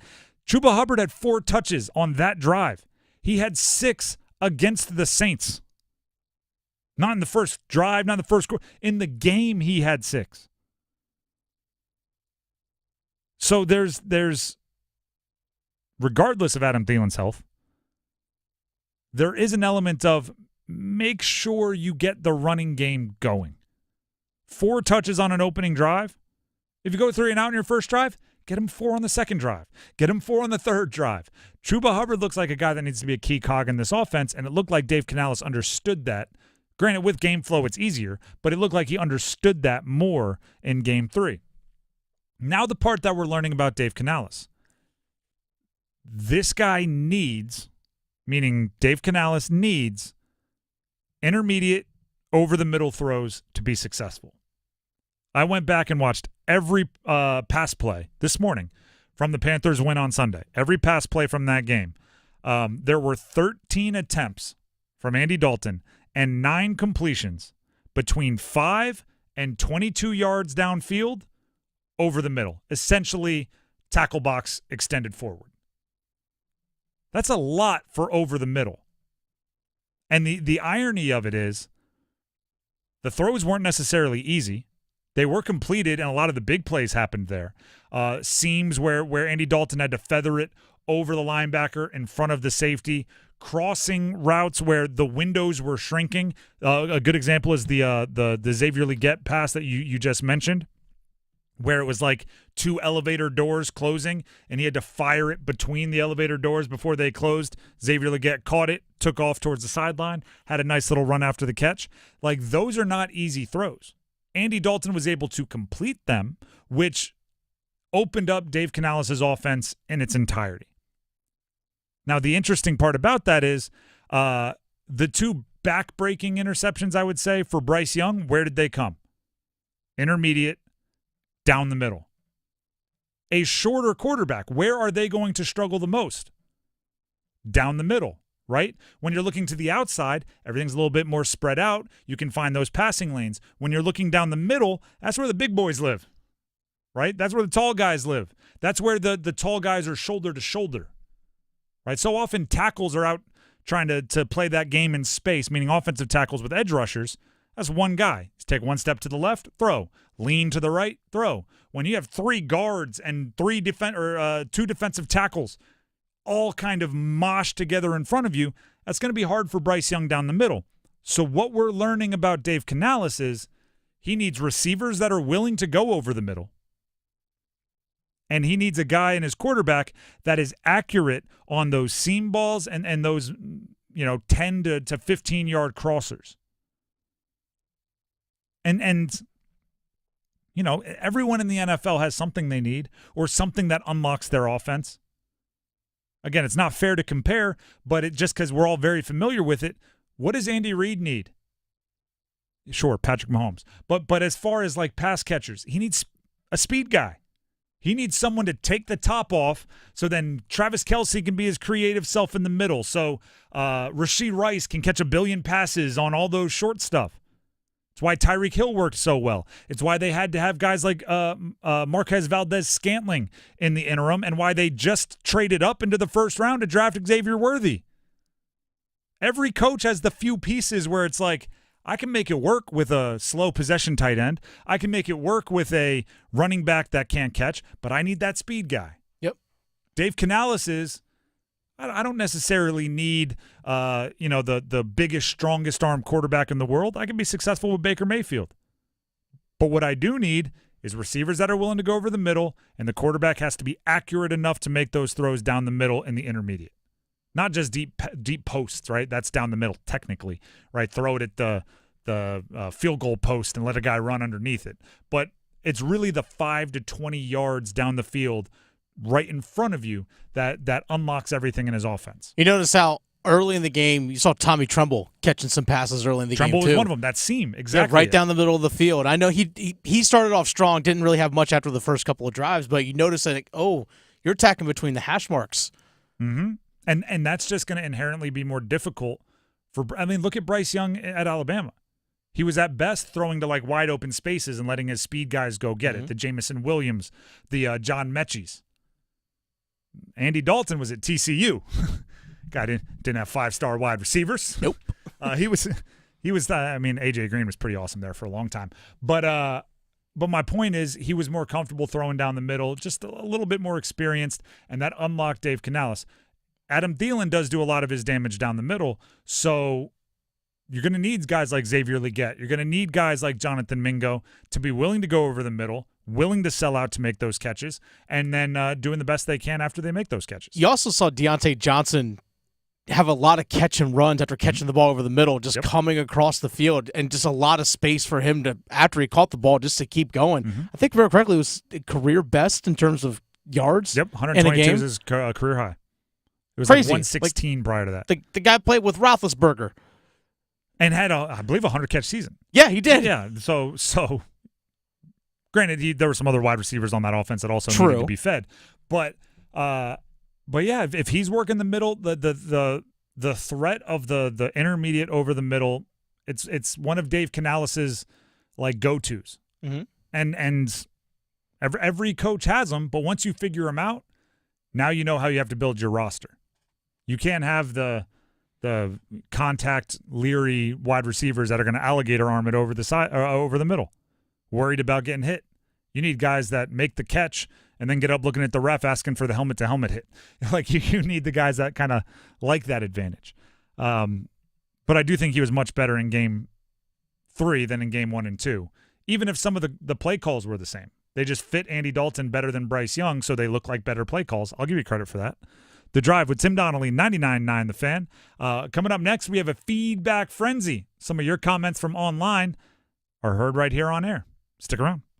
Move your sports day forward. They played a complete football game in which it paid off for me in spades. I was able to gas up my car today thanks to Andy Dalton's 319-yard performance. I appreciate that. I do.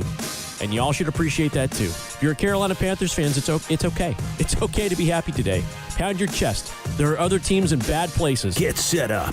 Join Next Up with Paul Ihander. Mornings at 9 on 99.9 The Fan, the Triangle Sports Leader. It's Jeep Adventure Days at John Heister Chrysler Dodge Jeep Ram in Lillington, and you are not going to believe what this can mean to you. How about $20,000 off all new 2024 Jeep Wrangler Rubicon 4XEs? Yes, that means you can get into a brand new 2024 Jeep Wrangler Rubicon 4XE right now at John Heister for over $20,000 off. I'd say that's well worth getting off your keister for. So get off your keister and get to John Heister Chrysler Dodge Jeep Ram in Lillington. Breaking news, and this one is almost unbelievable. Yeah, it's all about new customers at Bet365 because they get $200 in bonus bets when they bet $5. And even better, bonus bets can be used on the spread, totals, and player props. There you have it. Bet $5 to get $200 in bonus bets. And see why. It's never ordinary at Bet365. Gambling problem? Call 1-877-718-5543 or visit morethanagame.nc.gov. Terms and conditions apply. 99.9 The Fan and Coastal Credit Union are proud to announce the return of the Coastal Credit Union Scholar Athlete of the Month. For more than 20 years, we have honored over 200 student athletes that are making a difference on their team and in their community. If you are a teacher, parent, coach, or guardian, nominate your Scholar Athlete today. We will select one winner a month to be featured on 99.9 The Fan and on WRAL News Plus. To nominate a winner, text AWARD to 919-860-5326. That's AWARD to 919-860-5326. Congrats to last year's winners. Emma Penkunas of Holly Springs High School, Connor O'Toole of Athens Drive, Kinsey Smith of Fuquay Verena, Patience Ifadon of South Garner High, Carrie Ellen Bryan of Southern Lee, Carson Parker, Apex Friendship, Jason Howard of Wakefield High School, and Eric Stoll of Green Level. We also want to thank all of our other local schools who nominated a student: Apex Friendship, Jordan Matthews, Northwood, Green Hope High, Willow Springs, Jacksonville High, South Granville, Cleveland High, Riverside, and South Johnston. This is Creighton Blackwell with Coastal Credit Union, and I would like to offer my sincerest thanks to every school that nominated a student for this year's award. This award is more than a celebration of exceptional athletes. It's also a celebration of the schools and the communities that helped them grow into the incredible leaders that we like to celebrate. Congratulations to all of our Coastal Credit Union Scholar Athletes of the Month. If you want to nominate a high school athlete, text AWARD to 919-860-5326.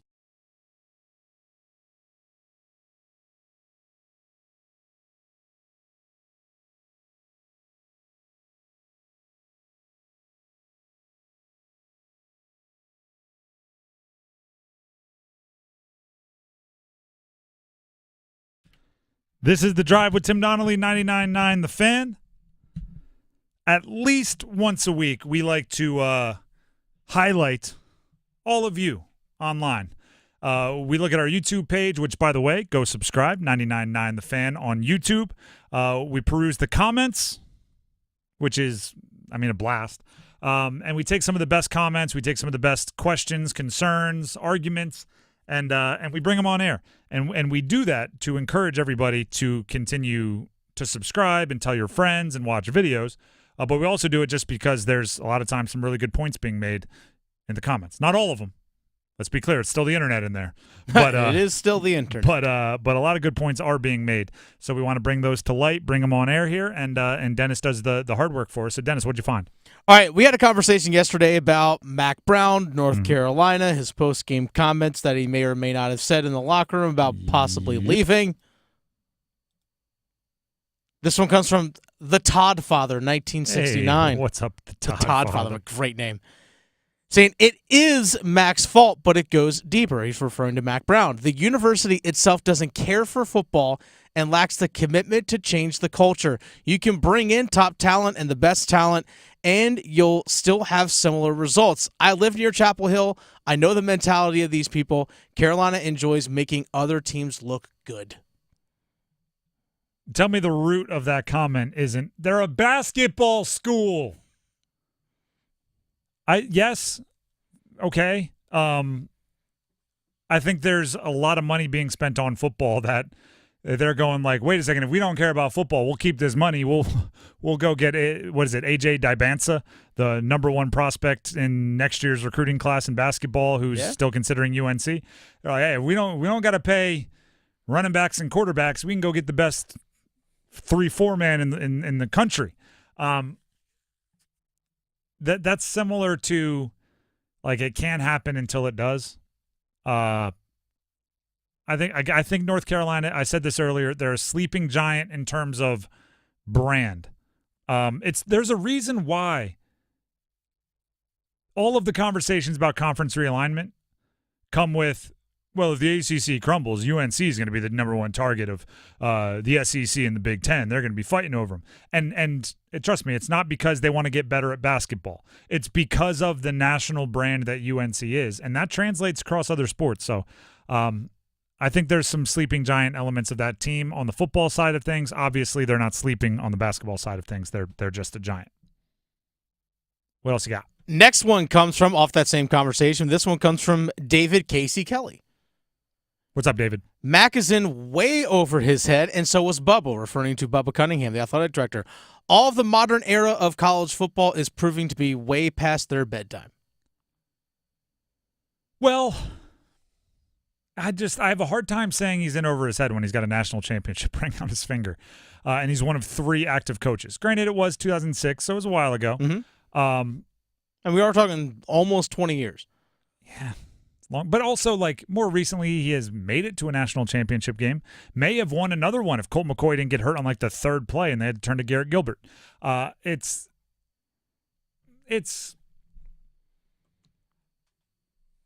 might not be the right fit for right now, and it also might be, and there's no disrespect to this, and it might be like ageism if anyone at UNC said it. It might just be 73 years old. I think it's.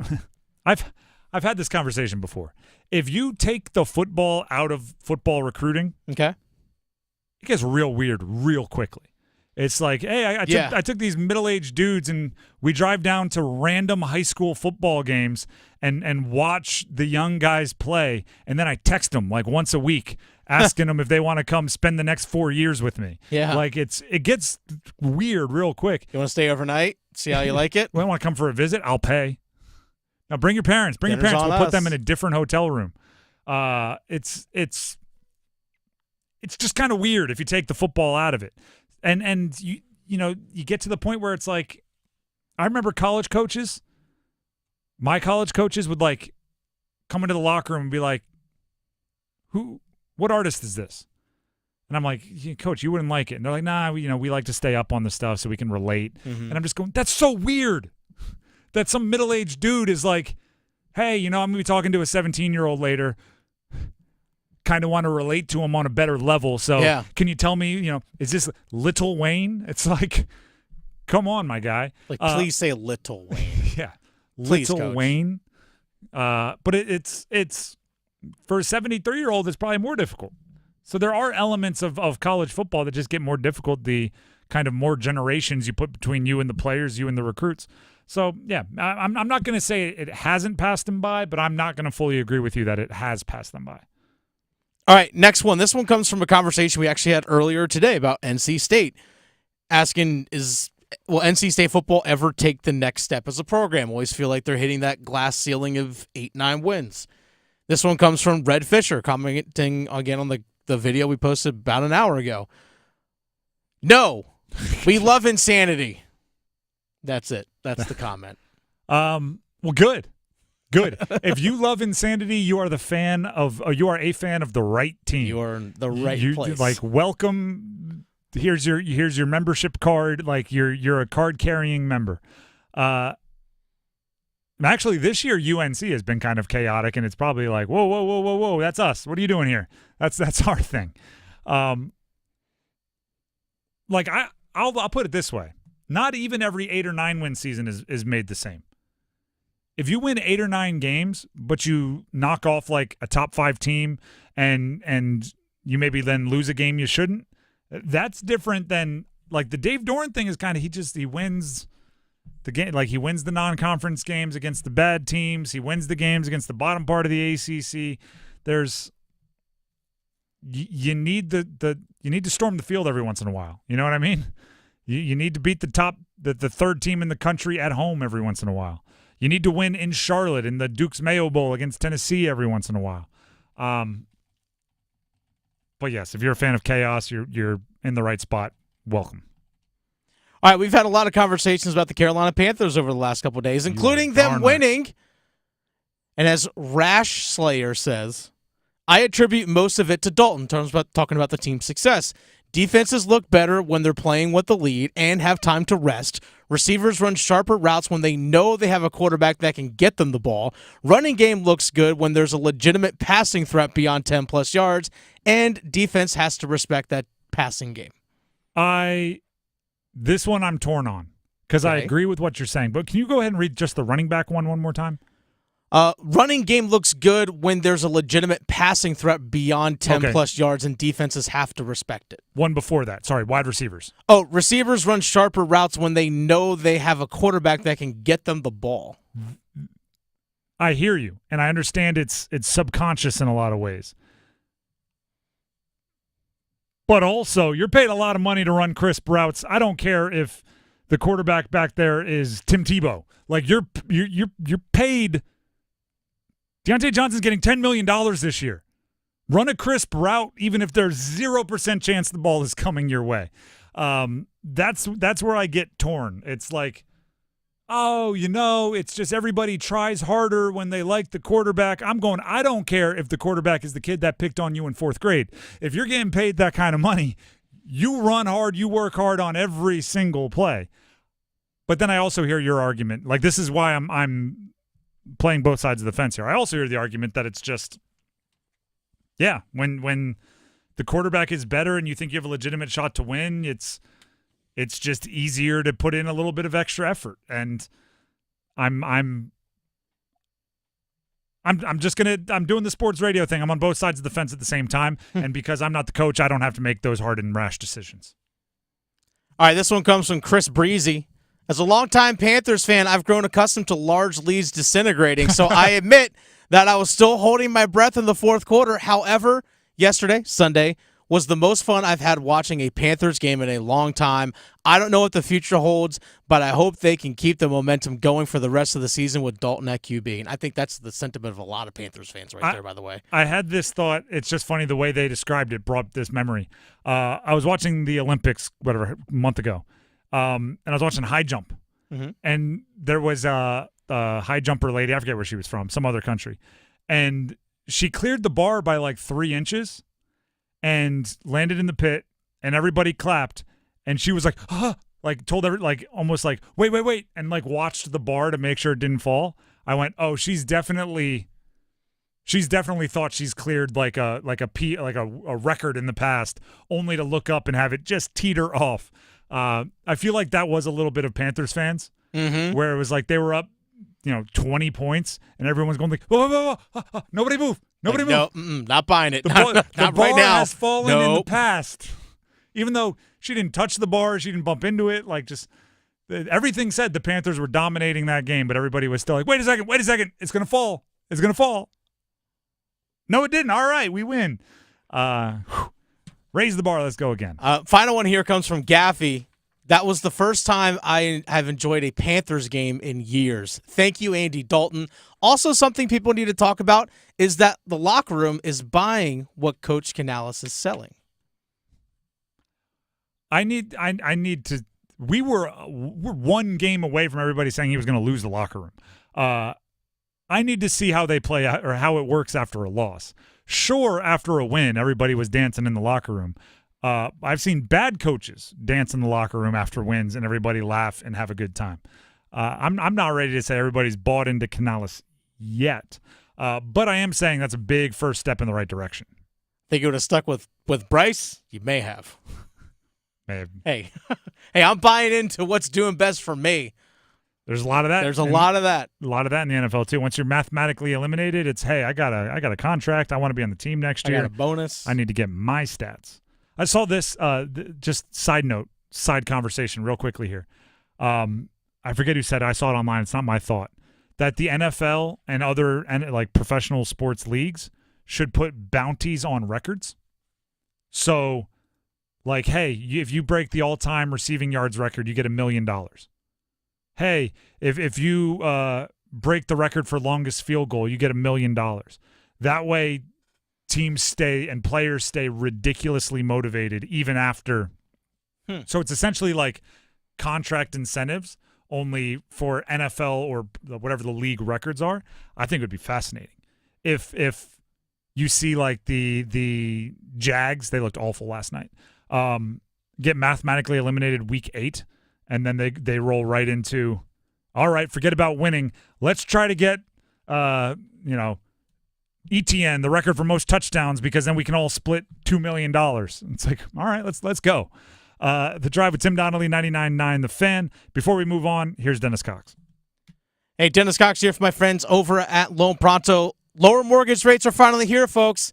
Thanks to the Fed and Loan Pronto. Loan Pronto just locked in a homeowner at 4.59% APR, the lowest in 2 years. Now, whether you got your loan last month or last year, it's time to give Loan Pronto a call and dump that high-rate loan. You can lock in a lower rate fast with virtually no paperwork and usually no appraisal. There's no limit on how many times you can refi, so go ahead and get started. Use this opportunity to get cash out and wipe out your credit cards. You can do a cash out refi and get 75, 100 grand or more even out of your home. Use that to pay off all your high interest debt and end up with just one low monthly payment. If you act now, you can even skip your next 2 house payments.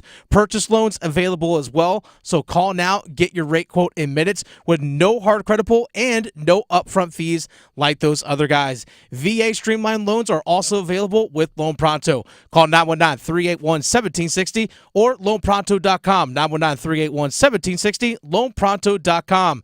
Equal housing lender, NMLS 1661781, on approved credit, NMLSconsumeraccess.org. The Drive with Tim Donnelly, 99.9 The Fan, has the starting 5 coming up next. Stick around.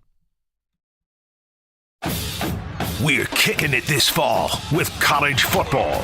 Join 99.9 The Fan all season long and catch your favorite teams in action. The ACC, the SEC, and every conference that matters. You'll find the best matchups here. Carolina wins it 47-45 in double overtime. College football on 99.9 The Fan is brought to you by Wake Med, Sammy's Tap and Grill, and Roofworks. It's bow time. It's not just football season. It's tailgate season. And that includes every kind of football, whether it's got goalkeepers or goalposts. The kick is good! Because it doesn't matter where or how you tailgate. When you've got crispy chicken and fluffy buttermilk biscuits from Bojangles, your tailgate is better than great. It's legendary. Head to Bojangles and order your tailgate box with boldly seasoned chicken, fixins, biscuits, and legendary iced tea today. It's Bo time. Planning a tailgate? Then it's Bo time. Bojangles has everything you need for the perfect tailgate, no matter how many fans you're trying to feed. There's the original tailgate, the super tailgate, and for a really big crowd, the jumbo tailgate special. And if you like your chicken off the bone, choose the Supreme's tailgate special that includes 12 perfectly seasoned tenderloin fillets. So grab the tickets, get that Bojangles tailgate special, and go. It's Bo time.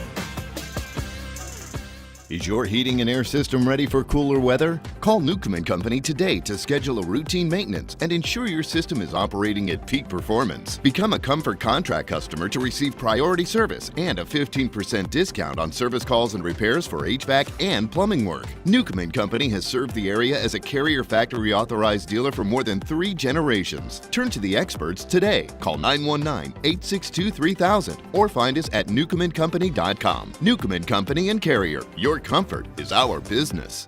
I'm Kamala Harris. Here's a few things I believe. Middle-class families, like the one I grew up in, they want common sense solutions. You want lower prices and lower taxes. I believe you want to just not get by, but you want to get ahead.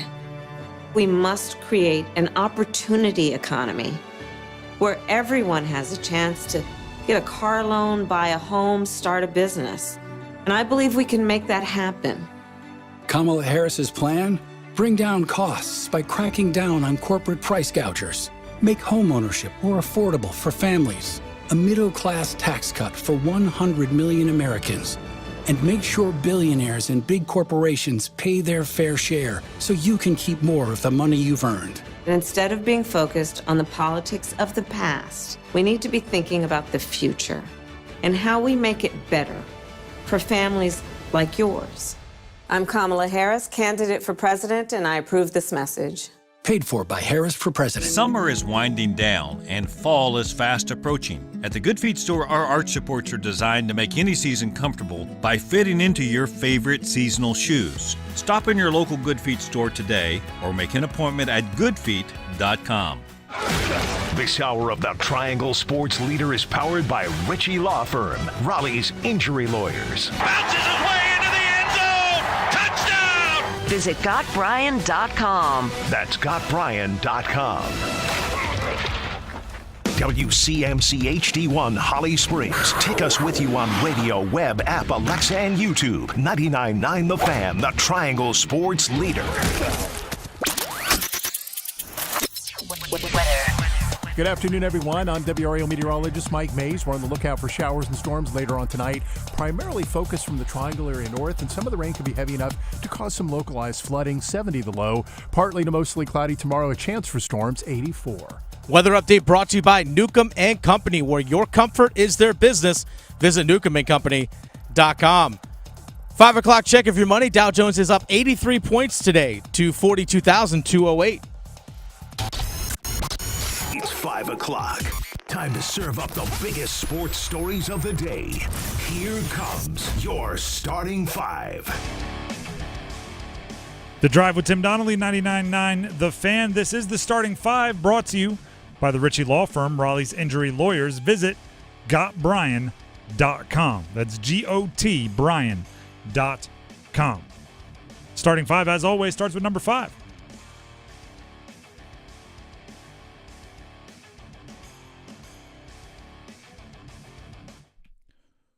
Well, it's actually kind of funny. Yesterday, I asked here on air. Yeah. Why do they have 2 Monday night football games? Like, why? Mm-hmm. Turns out because one wasn't going to be interesting at all. No. And the other was going to be super interesting all the way down to the wire. Well, one game was a lot of fun for one fan base. I mean, but even I bet you Bills fans about halfway through started flipping over to the other game going like, I mean, they got Trubisky in. What do we? Yeah, well, at that point, let's go ahead and watch it. This Commanders-Bengals game is getting tight over here. Like, just give me more Josh Allen highlights. I feel pretty good about the way we set up those 2 games yesterday. I said, like, the first game, just appreciate Josh Allen. It's just In a league where scoring is down, touchdowns are down, offensive production is down, every defense, is playing too high safety and keeping everything in front of them. Josh Allen's just been really gosh darn exciting. He went out there, threw for 4 touchdowns, no interceptions, ran for 44 yards to lead his team, and was overwhelmingly the best player on the field anytime he was on the field. Yep. Guy's amazing. On the other side, Trevor Lawrence.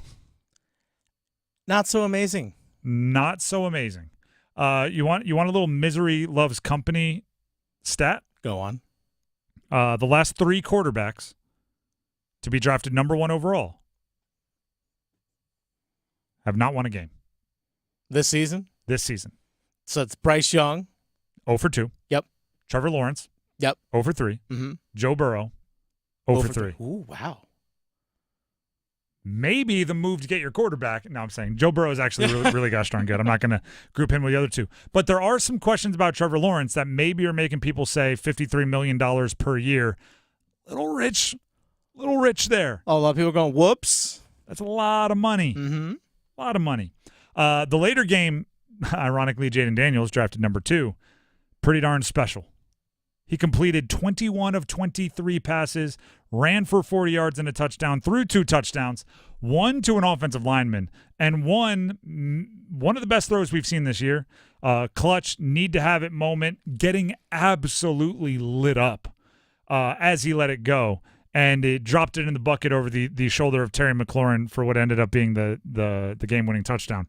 That's impressive. He looked the part. And I'm going to jump ahead of something here, okay? Because I'm already seeing I hate the well-actually people. I'm already seeing some well-actually people out there like, well, he's actually not reading the defense fantastic. He's missing, basic reads. And I'm going, are you saying he was 21 for 23 and didn't know what he was looking at and calling that an insult? I call that wait until he figures out what he's looking at. Make no mistake about it. There was an episode of The Shop, the LeBron-led online show. I think it was on HBO at the time. Yep. Where Patrick Mahomes said he didn't learn how to read defenses till halfway through the season he won his first Super Bowl. Yeah. You want to know what's really funny about that? He won an MVP the year before. So he was out there just waiting for guys to get open and then chucking it and won an MVP and threw 50 touchdowns in a single season. If Jaden Daniels is good enough physically to get by without seeing everything out there, without knowing every defensive coverage, that's okay. That's actually really good because he can figure out the mental part of it. The physical part of the game, it's already there. By the way, just a side note for Christian McCaffrey fans out there. Yeah. This season, Luke McCaffrey has more receiving yards, more catches, more everything than his brother. Well. But I would hope so. That's number 5. Let's go ahead and jump to number 4.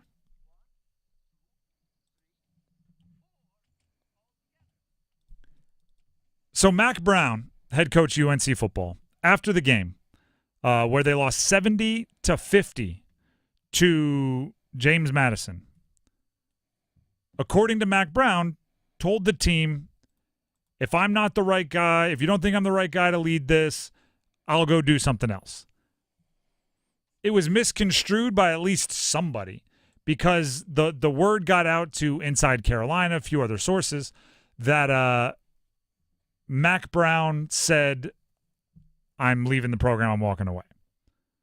A little bit of the game of telephone, right? Here's the crazy part. It can be really hurt. Like, there's a scene in the pilot of the show Entourage. Okay.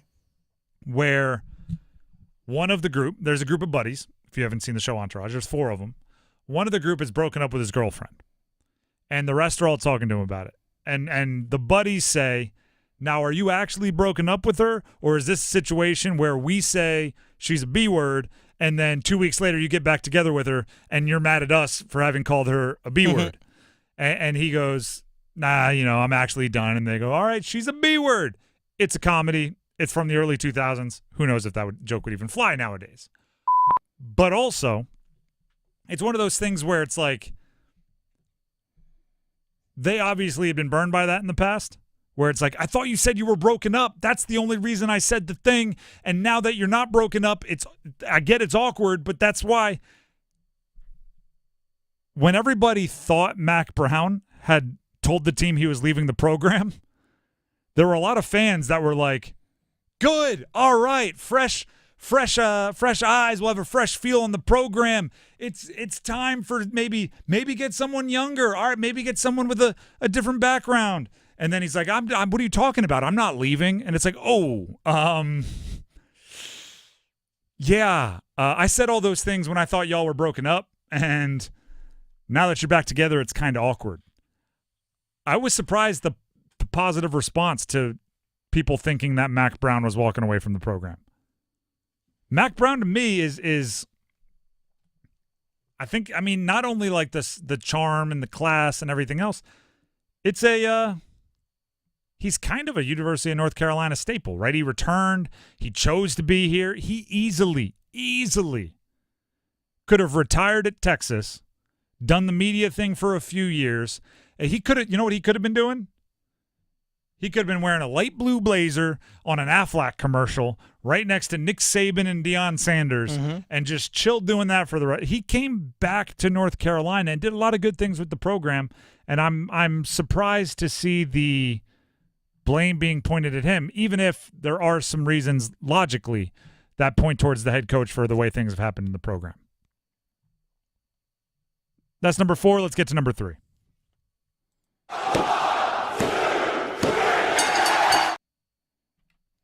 Adam Thielen,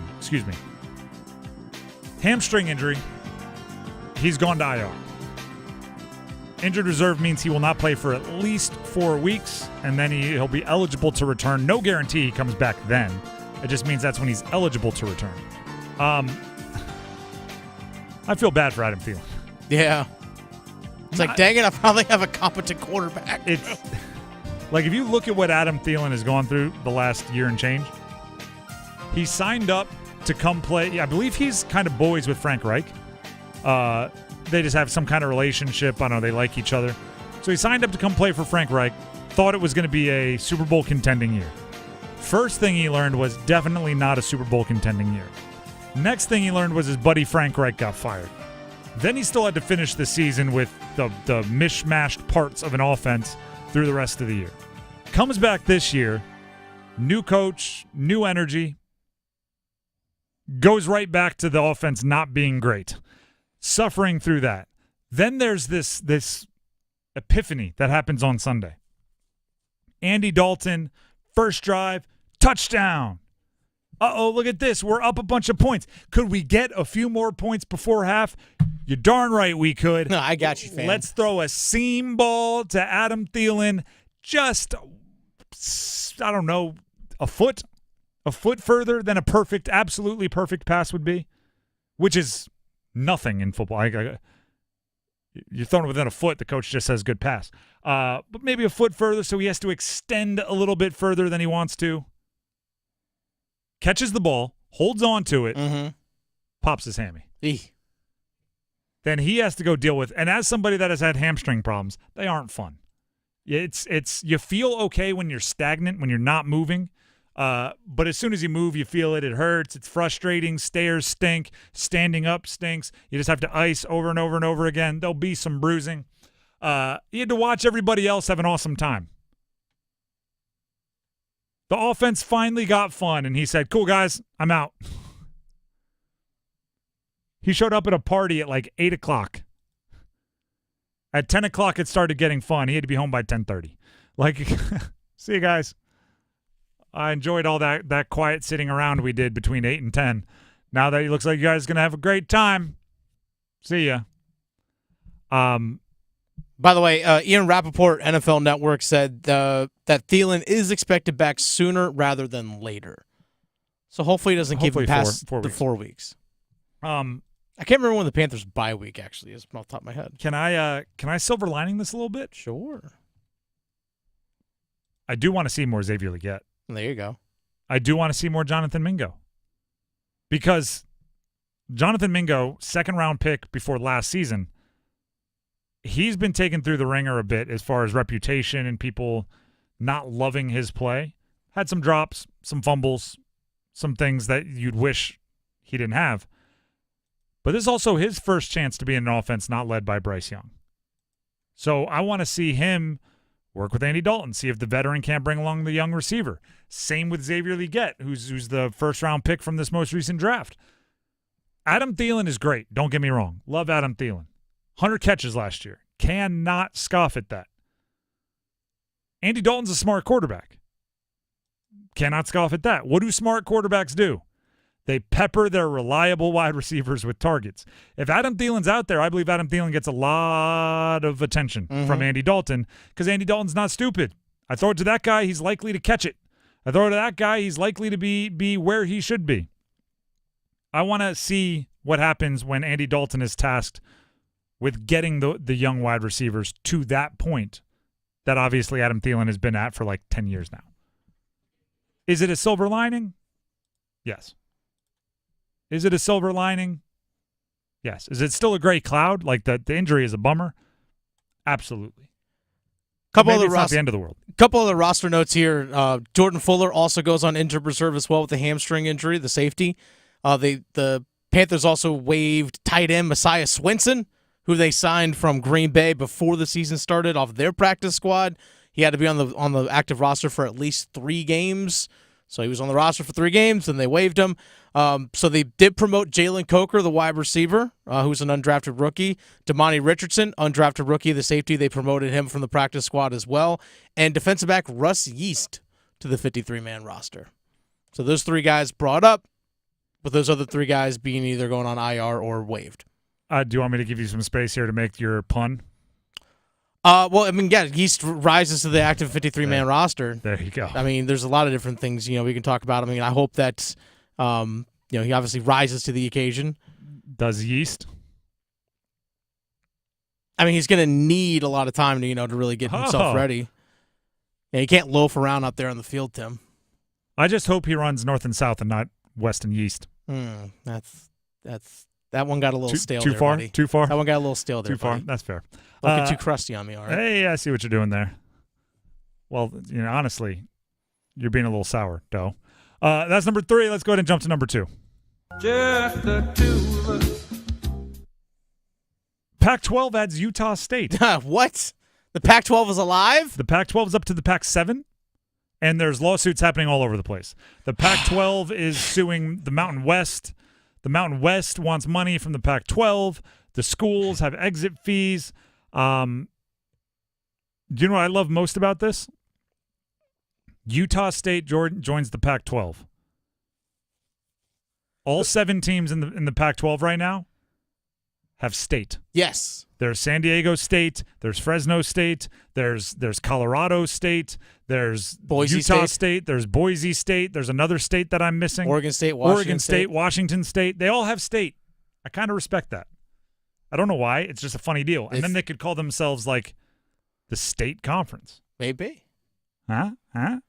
Weird requirements. Some conferences have you have to be a certain level of academic university. Mm-hmm. Some say you have to have a certain size stadium. Some say you have to have a certain amount of success. They're saying you got to have the name state in your college's name. Do they poach NC State?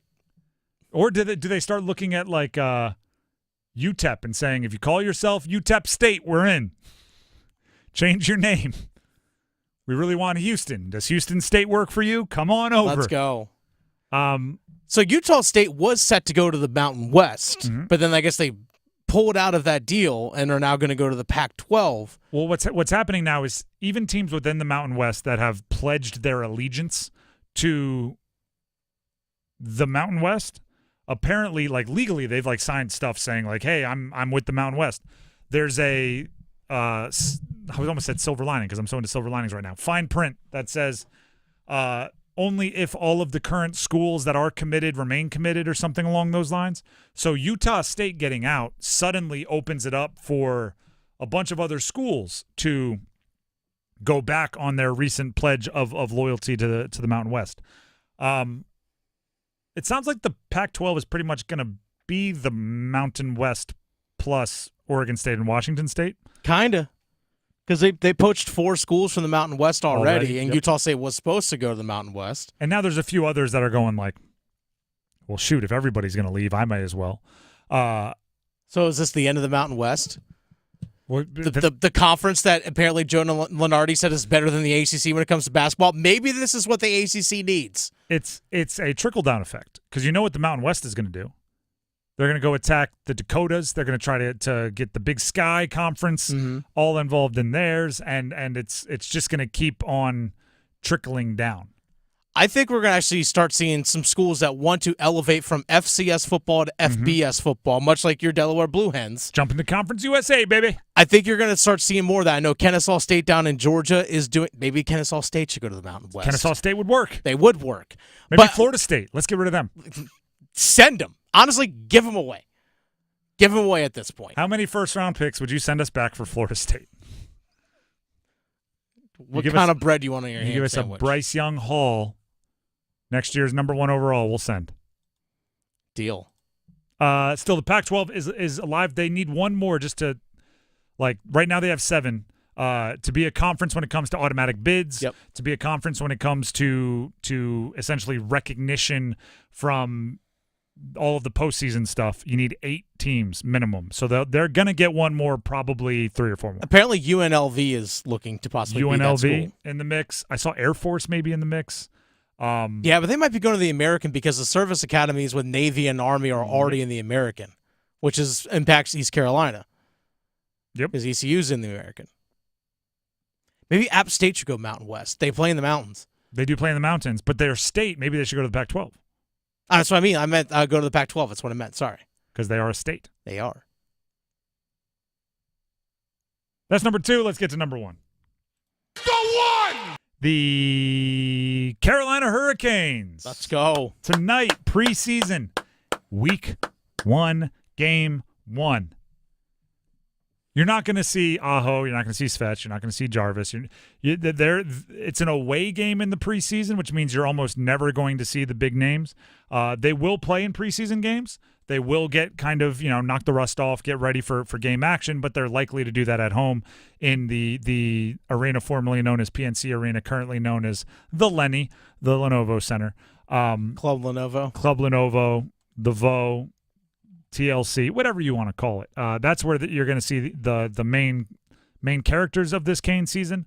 But that doesn't mean there's nothing you can learn on the road, which, by the way, Canes tonight, they're in Tampa. 6:30 airtime for the pregame. It's right here on 99.9 The Fan. 6:30 pregame with Adam Gold. Mike Maniscalco, Trip Tracy, and the crew will take over for the actual broadcast. You can hear it right here on 99.9 The Fan. That's not to say you can't learn stuff from preseason game 1. Look for guys who are vying for that NHL roster spot. I'm fascinated by Felix Unger-Sorum. He is a former second-round pick, and the reason being is this kind of happens in hockey, and it happens in baseball, I guess, with spring training, where you can be a big league club member for the preseason and then disappear for a year and then come back. Which is basically what Felix Unger-Sorum did. He turned a lot of heads as an 18-year-old last year in training camp, so much so that some were even wondering out loud if dark horse he may end up being a guy that could stick around with the big leagues. Hey, keep him for a few games, and you can send him back to to the Swedish Hockey League or whatever it is. Which is, I believe, where he ended up playing last year. He did. So then he went overseas, played in the Swedish Hockey League. You kind of out of sight, out of mind.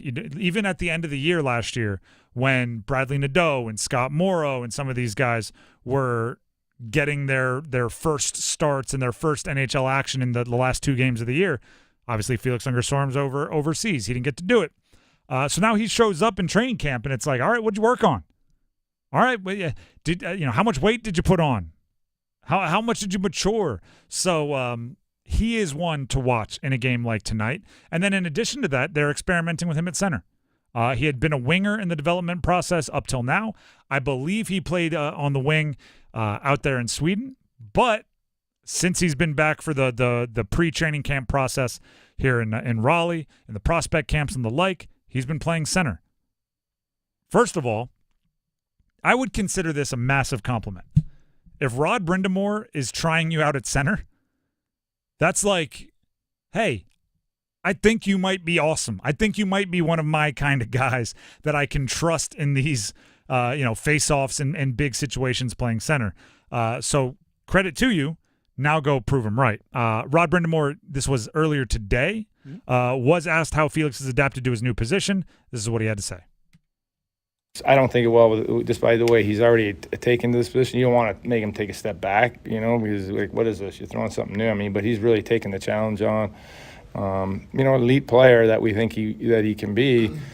Let's see if he can adapt and play that position. We know he can play wing, so that's a lot easier position to go back to than trying to play wing at this level, and then in a couple of years say, hey, why don't we try you at center? So I think we definitely see a skilled player there that sees the ice well and maybe has a good makeup to be a good center. He's going to be a good player, so we'll just see how that develops. We'll just see how that develops. Guess when it starts developing, at least in public? Tonight, right here on 99.9 The Fan. I also like the idea of preseason games. You can't see it if you're listening on radio, air quotes. I'm doing it with the bunny ears fingers.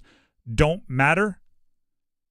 They feel like they do, right? You put on a game jersey, you go out there into an NHL arena, you play a game, it feels like you do. So you do get an element of like who is a gamer, who is a player that steps up when the lights are on, who looks great in practice and then still has nerves to work on in the big league club. So they don't matter, but you can still learn some things, particularly the young guys. Now, Dmitry Orlov playing in this one, which he is. He's one of the required kind of NHL players that's going to be playing in this. Mm-hmm. No offense to Dmitry Orlov. As long as he stays healthy, I could not care less how he plays in this game. I don't have many questions about you. You've been in the league for a decade plus. Like, just get through it with no injuries and we're thumbs up. Kokiniemi, maybe a little bit. I want to see from you just, rev the engines a bit. But it's really about the young guys in these situations, especially when you're on the road. The Drive with Tim Donnelly, 99.9 The Fan. Tim Donnelly here for Capital Financial Advisory Group. Coach Pete and Capital Financial will help you regain control of your foundation for retirement and see you to and through a worry-free retirement. And I'll throw this out there. We just talked about how the coaches are working with the young guys and they're getting them on track. Don't keep saying to yourself, oh, I'm too young to think about retirement. Oh, I'm too young to think about retirement. I'll just keep maxing out my 401k match that my company gives me. And other than that, I'm too young to think about retirement. Call now for Coach Pete's famous and elaborate total retirement plan. There are 22 steps behind the scenes that go along with the process of identifying your unique financial composition and the best way to navigate the journey along the way to and through retirement. You might be more comfortable with more risk early on, and then as you get closer to retirement, you don't want to be as risk kind of comfortable, right? You want to be a little bit more risk averse. Excuse me. Or maybe there's something going on where, hey, with more years we can do this, which will maximize your money even more when you hit retirement. There's always a reason, no matter where you are in the retirement process, to get things checked out, give you that second opinion that you need from Coach Pete and everyone at Capital Financial Advisory Group. Because after all, Coach Pete is committed to helping you retire like a champion, getting you through the financial red zone, over the goal line, and into that retirement end zone. Give him a call, 800-691-3215. That's 800-691-3215. Or you can text my name, Tim, to 600-700. Either way, make sure they know you heard about it here, and you'll be hooked up with a free box sets of 7 Baby Steps, one of Coach Pete's box steps, or one of his best-selling books, again, for free, if they know you heard about it here from me on 99.9 The Fan. The phone number to call, 800-691-3215, or you can text my name, Tim, to 600-700. Now we need to get some contestants for the numbers game. We have a Autobell Car Wash gift card going to the winner. We need 2 contestants to play. The number to call in, 919-860-5326. If you want to play the numbers game, there's only one way to do it. Call in now, 919-860-5326. Numbers game coming up next. Hi, this is Renee Chu. The most trusted local news in the Triangle is now on the radio. WRL News Plus. Now get breaking news and severe weather reports on the radio 24 hours a day. Listen on the radio at 96.5 FM in Durham, 99.3 FM in Raleigh, and everywhere in the Triangle at 101.5 HD3.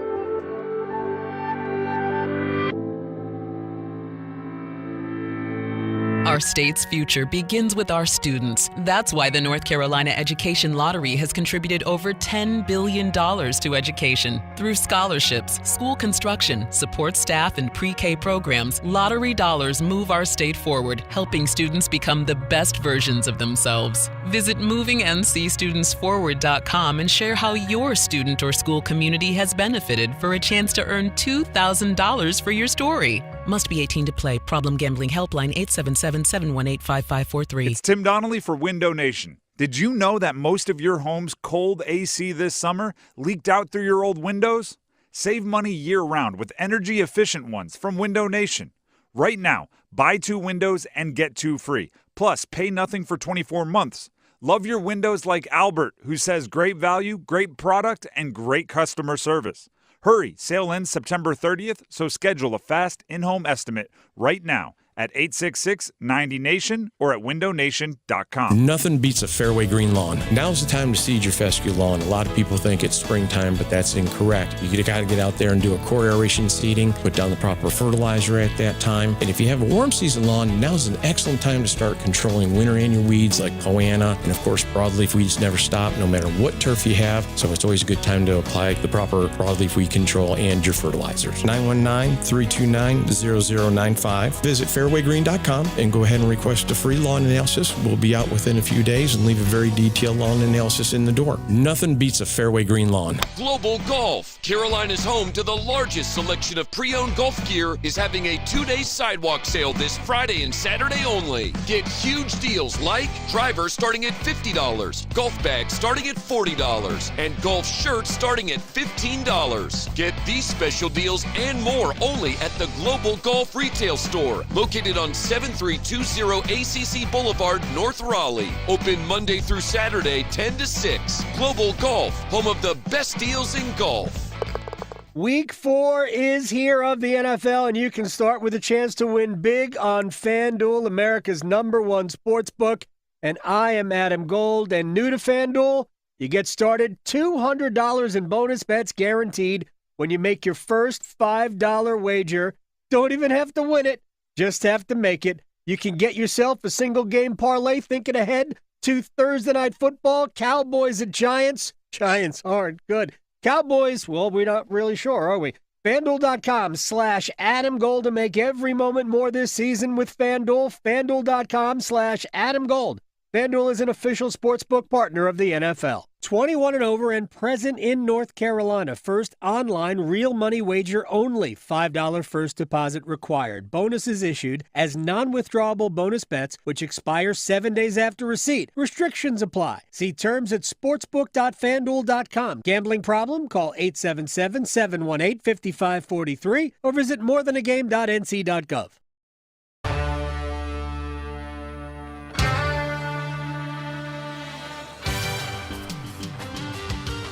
The Drive with Tim Donnelly, 99.9 The Fan. It is time to play the numbers game. We have Patrick in Goldsboro. We have Sean and Mebane on the line. They are battling it out for a Autobell Car Wash gift card. As always, we need to ask a question. We'll pick our favorite answer to see who goes first. Patrick in Goldsboro, we'll start with you. You can hear the preseason opener for the Carolina Hurricanes tonight right here on 99.9 The Fan. So let's get our predictions in as early as we possibly can before any action takes place. What is your prediction for the Canes season? How far do they go? Give us some kind of prediction for the Canes. So as much as I would love to just paint it as Stanley Cup, I'm gonna try to keep a sense of realism. There's a lot of new faces. Mm-hmm. So with these new faces, you need to be able to gel and chemistry and things like that. I think the bar's a little bit lower than championship or bust, but I do think a conference finals, if the goaltending is there, is not out of the question this year. So I have conference finals. What a well thought out. And by the way, we did not prep them on what that question was going to be. He said, well, I'm glad you asked. I have a 4-point answer here. So Patrick in Goldsboro, we'll see if your answer holds up. I will say you got a lot of nodding along from the judge, Dennis Cox. Sean and Mebane, your answer is up next. So what's your prediction for the Canes season thus far as we knock on the door of preseason tonight? Well, Patrick's definitely going to have a better response than I am, but I'll go ahead and say the Canes have been in the playoffs the past few years. I feel like they've been a disappointment. Let's just say they're going to win the Cup this year in 5. Win the Cup in 5. All right, Dennis, what are you looking for? Are you looking for the optimism of you're going to win the Cup in 5, or are you looking for the well-thought-out, supported by facts and evidence answer of Patrick? Here's the thing. If Sean had said, I think if Patrick's answer wasn't already better than mine, you think he conceded? I would have said, like, if you just said, hey, Canes in 5 in the Stanley Cup, I would have gone with this, Sean. But the fact that you started with saying Patrick's answer is better than mine, I got to go to Patrick. He kind of conceded. You're right. He kind of did. Patrick, you get to go first, but don't worry, Sean. You'll have your chance to get him back with the actual numbers game. Patrick, are you there? Yes. All right. The categories for you to choose from are NFL 2011 NFL Top 100 players, NFL born in the last week of September. So these are all players born obviously in the last week of September. NBA current players only, or NHL Canes and Whalers only? Let's go NFL 2011. All right. These are all players on the 2011 NFL Top 100. I will give you the team and the player. You give me the jersey number as quickly as you can. 30 seconds on the clock. You have one pass if you need it. Any questions before we get started? No, sir. All right. Your time will start when you hear the horn. Donovan McNabb, Philadelphia Eagles. 5. Correct. Antonio Gates, San Diego Chargers. 85. Correct. Michael Turner, Atlanta Falcons. 33. Correct. Darren McFadden, Oakland Raiders. 28. Incorrect. Marquise Colston, New Orleans Saints. 12. Correct. Darren McFadden, Oakland Raiders. 33. Incorrect. Darren McFadden, Oakland Raiders. 28. Incorrect. Darren McFadden, Oakland Raiders. 27. Incorrect. Darren McFadden, Oakland Raiders. 31. Incorrect. Darren McFadden, Oakland Raiders. 32. Incorrect. Darren McFadden. Just for fun, what would your next guess have been? Let's see. I said probably 26, maybe. All right. You don't have to. It won't keep you up at night. The correct answer was 20. He wore number 20 with the Raiders. Okay. All right. You were in the neighborhood, but you weren't quite next door either. But right, four is still a very, very solid score. So go ahead and stay on the line. We'll see if it holds up. All right. That brings us to Sean and Mebane. Sean, are you there? Yes, sir. All right. The categories remaining for you to choose from are NFL players that have been born in the last week of September, NBA current players only, or NHL Canes and Whalers only? We'll do the NFL born in September. All right. These are all players that birthdays in the last week of September. I'll give you the team and the player. You give me the jersey number as quickly as you can. 30 seconds on the clock. One pass if you need it. You need a perfect score to win, so go for it. Any questions before we get started? Nope. All right. Your time will start when you hear the horn. Calvin Johnson, Detroit Lions. 80. Incorrect. Jamal Anderson, Atlanta Falcons. 33. Incorrect. Calvin Johnson, Detroit Lions. 81. Correct. TJ Houshmandzadeh, Cincinnati Bengals. Pass. Matt Hasselbeck, Seattle Seahawks. 8. Correct. Tyler Lockett, Seattle Seahawks. 81. Incorrect. Jamal Anderson, Atlanta Falcons. 30. Incorrect. TJ Houshmandzadeh, Cincinnati Bengals. 15. Incorrect. Calvin Johnson, you got it with 81. Jamal Anderson, one of the dirty birds from that era of the Falcons, number 32. TJ Houshmandzadeh, Cincinnati Bengals, 84. You got Hasselbeck with 8. Tyler Lockett with the Seahawks wears number 16. Those were the ones you missed. Unfortunately, not enough for the win, but hopefully you had some fun playing with us. Appreciate it, guys. Thank you. Gosh, I saw Houshmandzadeh, Cincinnati Bengals. I'm like, that's like 47 syllables. I'm going to have to rip through this one. The winner, Patrick in Goldsboro. Patrick, congratulations. Thank you. Appreciate it. Thank you. You get the gift card to Audubell Car Wash, and you get the bragging rights that comes with being a champion of the numbers game. Congrats. I can't wait. Thank you so much. All right, stay on the line. Dennis has some info he needs to get from you, but you are the winner. Congrats. For everybody else, you're also a winner because you get to listen to 99.9 The Fan starting at 6:30 for the Canes preseason Game 1. Their preseason opener. They're on the road, Tampa. Adam Gold's going to be with you for the pregame starting at 6:30. Mike Maniscalco, Trip Tracy will be there for the broadcast.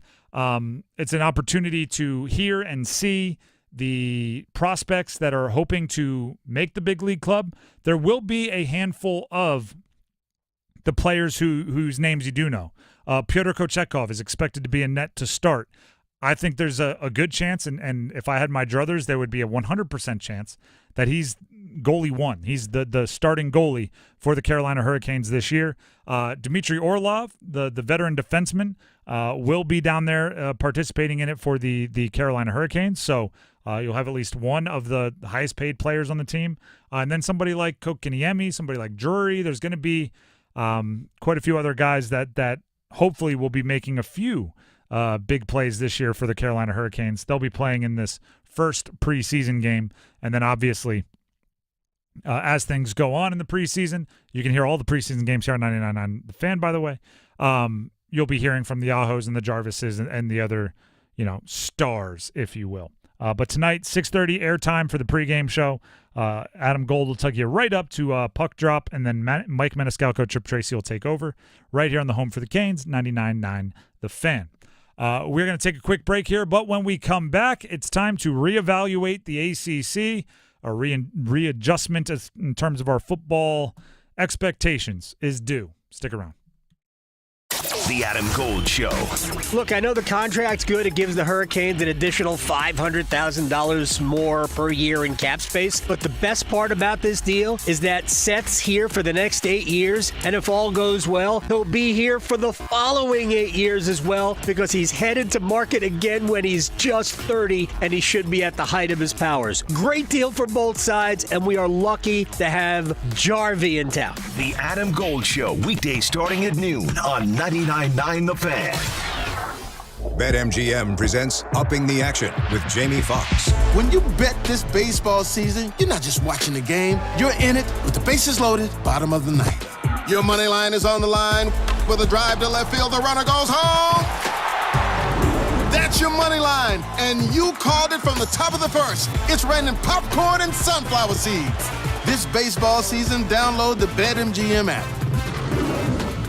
And get up to $1,500 back in bonus bets if your first bet doesn't win. BetMGM and GameSense remind you to play responsibly. See BetMGM.com for terms. 21 plus only. U.S. promotional offers not available in Nevada, New York, Ontario, or Puerto Rico. Gambling problem? Call 1-800-GAMBLER. Available in the U.S. for New York. Call 877-8-HOPE-NY or text HOPE-NY 467-369. Arizona, call 1-800-NEXT-STEP. Massachusetts, 1-800-327-5050. Iowa, 1-800-BETS-OFF. Puerto Rico, call 1-800-981-0023. West Virginia, visit www.1800gambler.net. First bet offer for new customers only, subject to eligibility requirements. Rewards are non-withdrawable bonus bets that expire in 7 days. In partnership with Kansas Crossing Casino and Hotel. Is your heating and air system ready for cooler weather? Call Newcomb & Company today to schedule a routine maintenance and ensure your system is operating at peak performance. Become a Comfort Contract customer to receive priority service and a 15% discount on service calls and repairs for HVAC and plumbing work. Newcomb & Company has served the area as a Carrier Factory authorized dealer for more than 3 generations. Turn to the experts today. Call 919-862-3000 or find us at newcombandcompany.com. Newcomb & Company and Carrier. Your comfort is our business. It's bow time.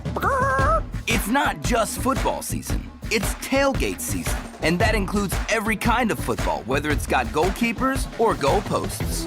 The kick is good! Because it doesn't matter where or how you tailgate. When you've got crispy chicken and fluffy buttermilk biscuits from Bojangles, your tailgate is better than great. It's legendary.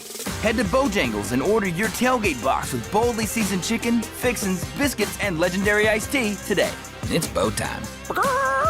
Planning a tailgate? Then it's bow time.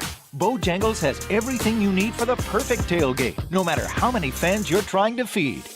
There's the original tailgate, the super tailgate, and for a really big crowd, the jumbo tailgate special. And if you like your chicken off the bone, choose the Supreme's tailgate special that includes 12 perfectly seasoned tenderloin fillets. So grab the tickets, get that Bojangles tailgate special, and go. It's bow time.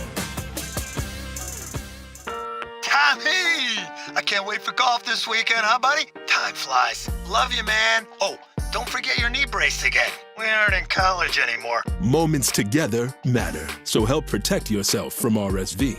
If you're 75 or older or 60 plus with a chronic condition like asthma, COPD, heart disease, or severe diabetes, you're at higher risk of landing in the hospital from RSV, and there are no prescription RSV treatments. Check eligibility and schedule your RSV vaccine at vaxassist.com. Sponsored by Pfizer.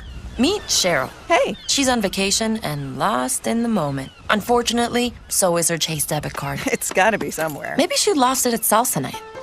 These skirts should have pockets. Or maybe she lost it at Pilates. 3 and 2 and... But she's not worried. With the Chase mobile app, she can lock her card till it turns up. Tools that help protect. One bank that puts you in control. Visit chase.com/checking. Chase, make more of what's yours. Chase mobile app is available for select mobile devices. Message and data rates may apply. JP Morgan Chase Bank, N.A. member FDIC.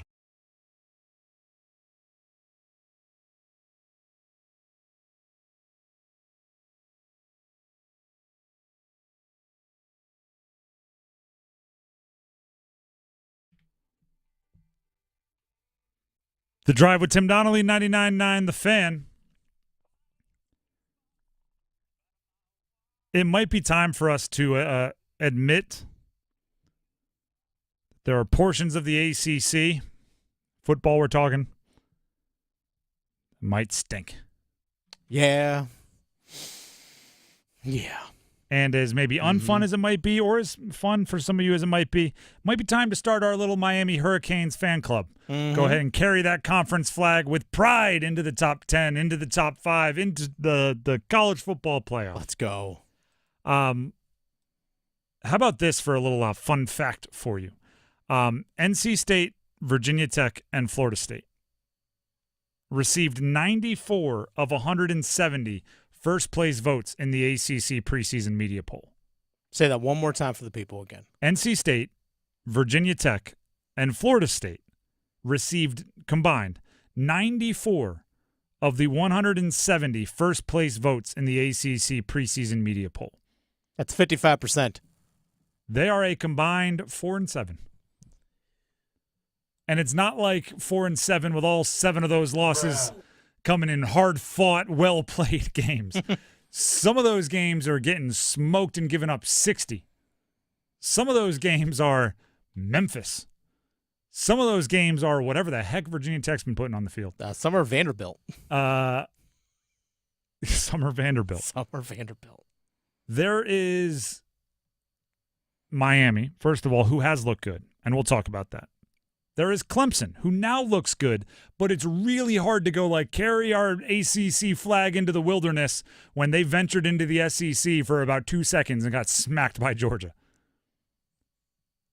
Syracuse lost to Stanford. That ruins their Cinderella start. Yep. Are you really betting on Louisville? Louisville has beaten Austin Peay, Jacksonville State, and has a close win over Georgia Tech. And they're kind of we're talking ourselves into Louisville right now. The Georgia Tech team that lost to Syracuse. Which lost to Syracuse, which we're starting to see what's happening there, right? It's kind of like if we beat them and they beat them and they beat them and they beat us, are any of us good? What about Boston College? Interesting. Close loss on the road at top 10 Missouri. I like Castellanos. Yeah, they hung with them. I like what Bill O'Brien's doing up there. Mm-hmm. Are we thinking nice little upstart story, or are we talking they can do some of the heavy lifting for the ACC? Yes. Because the heavy lifting for the ACC this year was supposed to be done by Clemson and Florida State, and then the next tier down, if you're just listening to national media, was NC State, it was Virginia Tech, it was maybe Louisville. And now we're looking at it going, could we talk ourselves into Boston College, and could we say the Syracuse loss was a hiccup? It's an issue that they haven't looked better as a conference through thus far in the schedule for this reason, right? As non-conference play is going to come to a close in the next week or two, then you're only going to be playing each other. You need to show really, really well early in the year, so then when you play each other, the wins and losses are acceptable. Because right now what's going to end up happening is say Louisville kind of holds it together through their non-conference schedule. Let me bring up Louisville's schedule. Let me make sure I have all this right. Don't want to give you any false information. So say Louisville holds it together. Then they have to go play Virginia. Then they have to go play – actually, they have a really tough schedule. This is no joke. They play Notre Dame. They play Miami. They play Boston College. They play Clemson. So they might be a bad example that I just brought up. But my point is, you used to look at Florida State as like, hey, week 7, we got a chance for a big win. Teams were looking at NC State saying, hey, NC State, we got a chance for a big win. Virginia Tech, hey, we got a chance for a big win. Those aren't big wins anymore. They aren't unless you beat them by 50, because that's what the other conferences did. So it becomes really difficult for the ACC to grow contenders once you get into ACC play. And the irony is there's kind of one, maybe two still big fish in Miami and Clemson, but we can't even root for them to be upset because we need both of them to make the college football playoff. Miami, and by the way, Cam Ward does look really good. Cam Ward looks like, there's only going to be 2 or 3 teams that get a first-round quarterback in the transfer portal each year. Miami, congratulations. It looks like you got the guy that's, the golden ring on the carousel. Way to go. But even they aren't the most tested team in the world. They have a 41-17 win over Florida, which with every week, it looks more and more like Florida's coaching staff might get shaken up pretty good. They have a 56-9 win over Florida A&M. They have a 62 zippy win over Ball State. Okay, which is what you're supposed to do. And then they have a 50-15 win over South Florida. That is impressive. Many thought South Florida would hang with them. Byron Brown, the Rollsville High School product, who's the quarterback at South Florida, has a lot of people pretty excited. Obviously, 50-15, that's a dominant victory for Miami. But we haven't really seen them up against any kind of a contender. And now, if you are somebody that is just about the ACC getting their respect, Miami is the most likely team to do it. I think it becomes crucial for the power conferences that you have a team in the semifinals.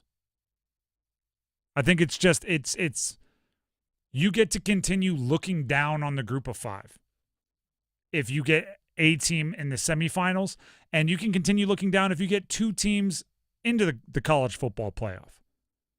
If you get just your conference champion in and they don't make the semifinals, you might as well be the Sun Belt. Right? You might as well be the Mountain West, because those conferences, if their conference champion is the best group of 5 team, they will get into the college football playoff, and then they'll be eliminated quickly. So the ACC, to continue being able to put themselves on a pedestal, to continue to look down on these lesser conferences, you need at minimum 2 teams in the college football playoff, which as of right now would be Miami's in, they're number 7. These are just kind of the traditional rankings, not the college football playoff rankings. Clemson would be on the outside looking in. They're number 17. So Clemson's got to do some work. Miami has to remain at least where they are and not fall. And then the other thing you need to do is have one of them, once they make it, go on a run to the semifinals. That's just to maintain your status as it is. I don't have, you'd like to have, one for sure, one pretty good, and then a handful of dark horses. The dark horses are not doing what they should be doing right now. And I guess Florida State wouldn't even, that's not even like a dark horse. Things have just gone dark for them. It's just dark. They're no longer a dark horse. It's just dark. It's just dark. It's just pitch black out there. They're lost in the wilderness. Gosh, what was a 14-9 win over Cal? Over Cal, and hey, Cal was 3-0. Don't you talk down on that ACC program. They beat Auburn, which, by the way, Auburn looks yikes. 14-9 was the correct answer there. Did just look it up. So anyway, we're just reevaluating the ACC as it goes along, and hopefully they step it up and surprise some people. Do you think, real quick? Yep, go ahead. Do you think they go full ACC basketball? Like, hey, you know what? We don't get as many schools in as the others, but we get to the Final Four because that's what the ACC does? Well, the thing is, the basketball is the basketball conference of the ACC is that's like a true snub when they get like 5 or 6 teams in. Oh, I know. If the football gets 1 or 2 teams in, that might be just accurate. That might be just, like I wouldn't. We're battle tested, Tim. I wouldn't be screaming about how the basketball should get 8 to 10. They're more battle tested. It's shown by how far they go in the tournament every year. If they like deserve to only get 5 and they were eliminated by the Sweet 16 every year, like the basketball, unfortunately or fortunately, because basketball is so high, it's unfair to compare ACC football to ACC basketball. I was just having some fun. No, I hear what you're doing. It's just I wish we could make the same arguments for ACC football that we make for ACC basketball, because that would mean ACC football is the best conference in the country. By the way, speaking of ACC basketball, I think tonight we actually get schedules. We do. We get ACC conference schedules tonight. So 7 and 8 o'clock. If anything is super fascinating about those, we'll talk about it tomorrow on the show. Yeah, we'll definitely talk about it for sure. We'll bring up the interesting points. You can look at the schedules tonight as you're listening to Canes Hockey. Right here on 99.9 The Fan, Canes preseason hockey on the road. A bunch of the young guys will be involved. Pyotr Kochetkov will be on the ice. You want him to look sharp. Adam Gold with the pregame show starting at 6:30. Mike Maniscalco, Trip Tracy will be on the call. So heck, you might be getting some of the prospects, some of the B team, if you will, on the ice. As far as the broadcast goes, you're getting the top liners. Getting the A team. You're getting the A team, the leading scorers. With that being said, actually, enjoy this. We're entering into. We just talked the ACC basketball. There is this. We're into the overlap portion of the sports calendar now. We have football, which is awesome. We have football, which is great. If that were just what we had, it'd be fantastic. But then you throw in now hockey's getting started. Not too far into the future, we have basketball getting started. We're going to be in Charlotte for ACC tip-off in 2 weeks. Darn right. Literally in 2 weeks. We are entering into the overlap portion of the sports calendar. You know, every July 16th. You really start to appreciate where you are right now. So, just enjoy the hockey tonight. Get ready for football this weekend. So much to enjoy here in the area. And as always, this is the place to find it, 99.9 The Fan. Canes tonight, 6:30 pregame, right up to puck drop.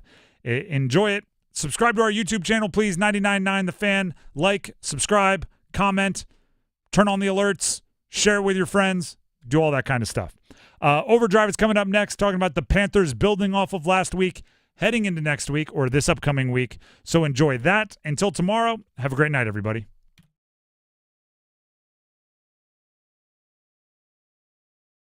Keep pounding. Panther